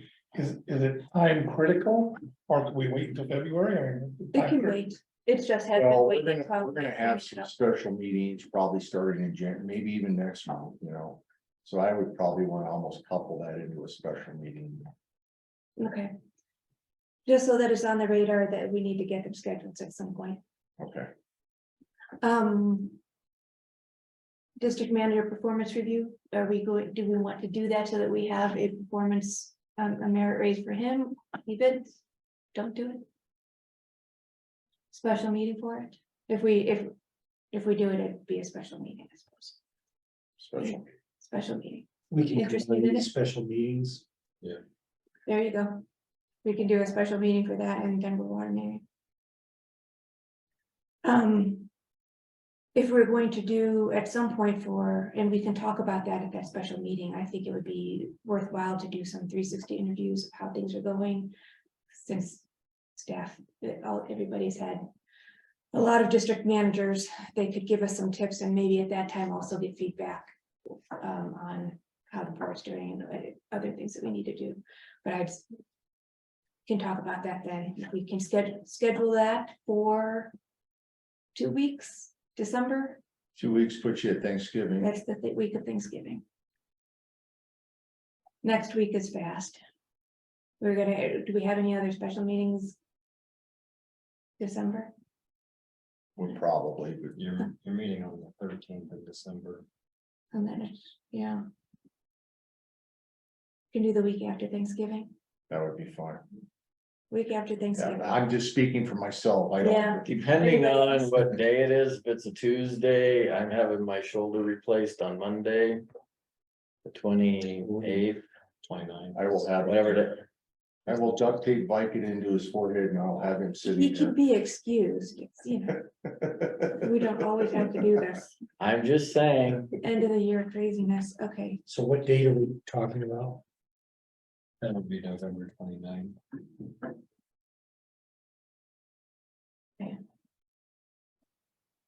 I will let the committee know and we'll schedule. Do that. All right, nope, I already talked about that. That's it for me. Okay. Yes, sir. Briefly, the content newsletter stuff, since it's going to come out, since we're gonna discuss it. That's for next meeting. We were talking the 13th. We're discussing newsletter. Yes. Okay. Just- One thing to just stew on in the interim. We have never come up with an answer previously, so now would be the time. How we want to handle. The only way we have our emails right now is for customers to sign up for email. We have never prompted them with any wording saying that we'll deliver you a newsletter. I have no opinion one way or another. I'm saying, as it is, there's nothing about us reaching out beyond they've only accepted to go into paper billing, essentially. That's the only way we can extract those emails out of the billing software. Right. So that is I think, however we want to do it is up to how you want to direct it, but I think it would be nice to know just at our level, how you want to handle that. Do we want to put wording in there? Do we want to just do it? I just, I don't want to go through it and then say, well, we pulled these from this source, which didn't technically say, let's check this newsletter once. If the board doesn't feel that is an issue, if it's not a legal issue. I don't think What there's would really you an issue. guess is the number of folks that you have emails for, as a guess? I don't know, actually, we've got a pretty good adoption rate for web use at, it spiked dramatically during COVID, obviously, so it's pretty good adoption. So Cause there's like 8,500 bills that go out, if I remember right, does that sound right? On a monthly cycle, Yes, or or whatever, bi-monthly, whatever our cycle is. yeah, because it's like half the district every month, one half. And then Oh, I didn't know that. So we do so it's like commercials billed every month and then half. And Gotcha, okay, I didn't know that. So we've got whatever, just a little over 10,000 accounts, so it's 700 plus 10,000. commercial accounts every month, and whatever that 5,000 per month. So you wouldn't be sending a newsletter out to everyone anyway. If it was going out in the bill, right, the paper bill, they're only getting half of that. Partly why we've done separate postcarding in the past too, is because we were sending it to the whole district all at once. As far as email, I mean, we could mass blast the entire thing. We have a service now that we use. We don't relay the previous way we did. So we have a service. I would need to just make sure that if we were sending out, let's just say we had 100% adoption, we were sending out 10,000 emails at once, we might have to let them know that we were going to do that many emails in one batch so that they don't, we don't get flagged. But we can do that. But my real concern is we haven't prompted users in the past for a newsletter thing. Every experience in my life is like, you have a newsletter prompt, sign up for paperless billing, then you can also sign up to receive newsletter information. I don't know if that matters to us. It's just something to consider, to think about between now and the next board meeting and how we want to handle that. Well, I'll put it out there. You did bring that up before. I understand. And you were pretty anti-spam email at that time too. So I understand. I don't think there was any legal, and we never did find any. I never found any legal reason why you couldn't use all of the billing addresses, send it out to everybody and have an unsubscribe. So that was, do you know anything? That is my understanding as well. So, Can I ask, how important is this newsletter? well, if you got an email newsletter going, it would, again, cut down on postcards for the budget that we do every year and all of those things. So, for example, all I know is there's a couple of things that could go out regularly, like the budgets. Some of these, the notices, election notices, just not for electioneering, but these are, this is going on, or we had somebody new, the main breaks, service notices, the stuff that's on the website that people don't see. The other people I have talked to, they send out here's what you need to do to winterize, and we have some of that on the website. When we used to put that out in the news, and like, we used to do a paper newsletter back in the day. Right, And we would, and it was like, there was a winter one, and we would send that out like late October, November, something like blow out your sprinklers, do that stuff. They were very frequent, from what I recall, and we said, we had that, there was a publishing. it would be something to talk about. I know I was thinking about it again with the budget notice, the rate notice. And the informational thing, and then when I was at the Buchanan, they have a communication specialist. A 50% open rate, I'm remembering to blow out your sprinklers. I mean, it may be nothing, and even if you did 4 a year on a seasonal thing. What, if I'm understanding this correctly, we have a problem with coverage. That not everybody gets email. And then there's the postcard issue. And then it doesn't sound like any of this is very important. I don't think it's required legally if we have it on the website. It's I not, don't know how much staff time it's gonna take. I know my Emma and the bulk email services are not cheap. Yeah, what does it cost to send out a bulk We email? have SendGrid already for e-billing. There won't be any and I'll double check, but there should be no incurred extra cost. And we just need to flag for saying we're going to go beyond our normal send limit. We haven't been hijacked. So that shouldn't be any issue. We had to transition to that. So we have a sending service that we've already used, so that's fine. Staff time for developing a newsletter. I guess it's how big you want the newsletter and what you want the design to look like. But with SendGrid, you're not hitting all your customers. That's You're only hitting a portion of them, only hitting the emails that we have. which isn't many really. I mean, It's not near 10,000. no, I can guarantee you, it's probably like 60. Well, let's- I would like to discourage us from the newsletter idea, but let me get the number of people that we have billings for, because last I heard we had 50% of them. Yeah, I think it's probably, I was gonna So say, it's I think it's probably like 60%. People get 60%, so that's higher, so we'd get 60 just for notices. And we do have some community outreach that we need to do, so having people come to us.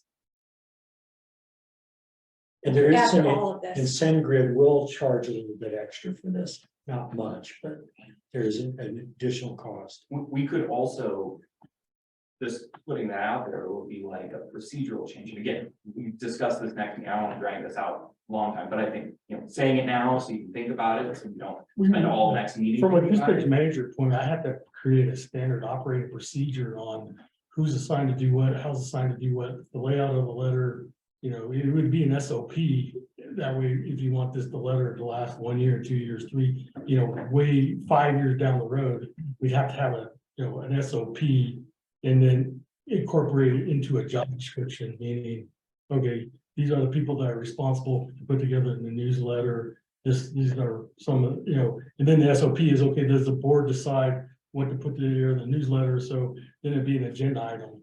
So, to make it work, because you're involving staff. So if you're involving staff to do a task, then we gotta make an SOP and then get everybody on the same page. And then, if it comes from the board, then it's gotta be on the agenda item. So everything is logically put into place.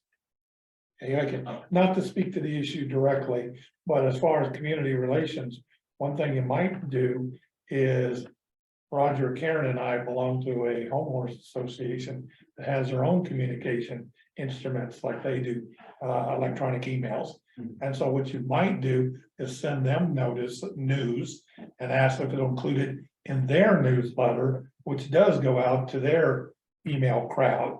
And that was no cost to us. That too, That's something we the do. townhomes and the apartment complexes, and Right. things like that too. And the other thing is CNN has projected, JB Vance has won the Ohio Senate race.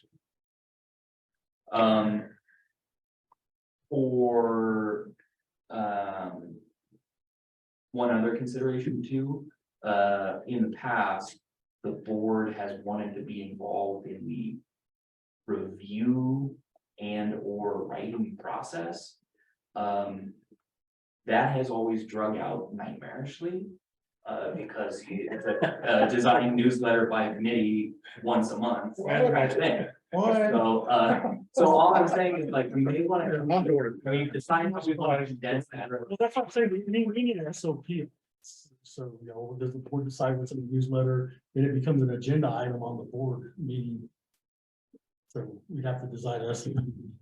Well, Rogers volunteered to write the news. No, I'm voting against the newsletter. I think if there's a set of topics and then we can write it out, and then if the board is dissatisfied, then it can change. But again, just topics to think about between now and the next meeting when newsletter is going to come up, so we don't have to start thinking about that next time. I think better put a newsletter on the agenda for the next meeting. I think I already asked for that. Did It we is, adjourn it, yeah, or we it's just? new notifications for next board meeting, newsletter. It'll be. So we close out agenda item. Who's vice president? Close out, she is. Yeah. Can you close out executive, item 12? Close it out, call further adjourn, next one, Yes. all in favor? Motion to adjourn, I second the motion and all in favor, all in favor, aye. there we go. Out of here. That's already gone. Yes, but- Yeah. We quit. Jeff, we went ahead and closed out 12. Closed out the whole meeting while you're going to the bathroom. That's all it took is me to get out of the room. And we volunteered you to write the newsletter. Oh, good. We came, we saw, we were. They could have like 10 different newsletters, we have 0. Not. So do you not wanna, how many, great. you wanna know how many Lakewood newsletters I read? I know, I don't know that that's making the argument. None, Three more than I do. none. Was there something about we were sticking around to sign? We already something? signed it. Did you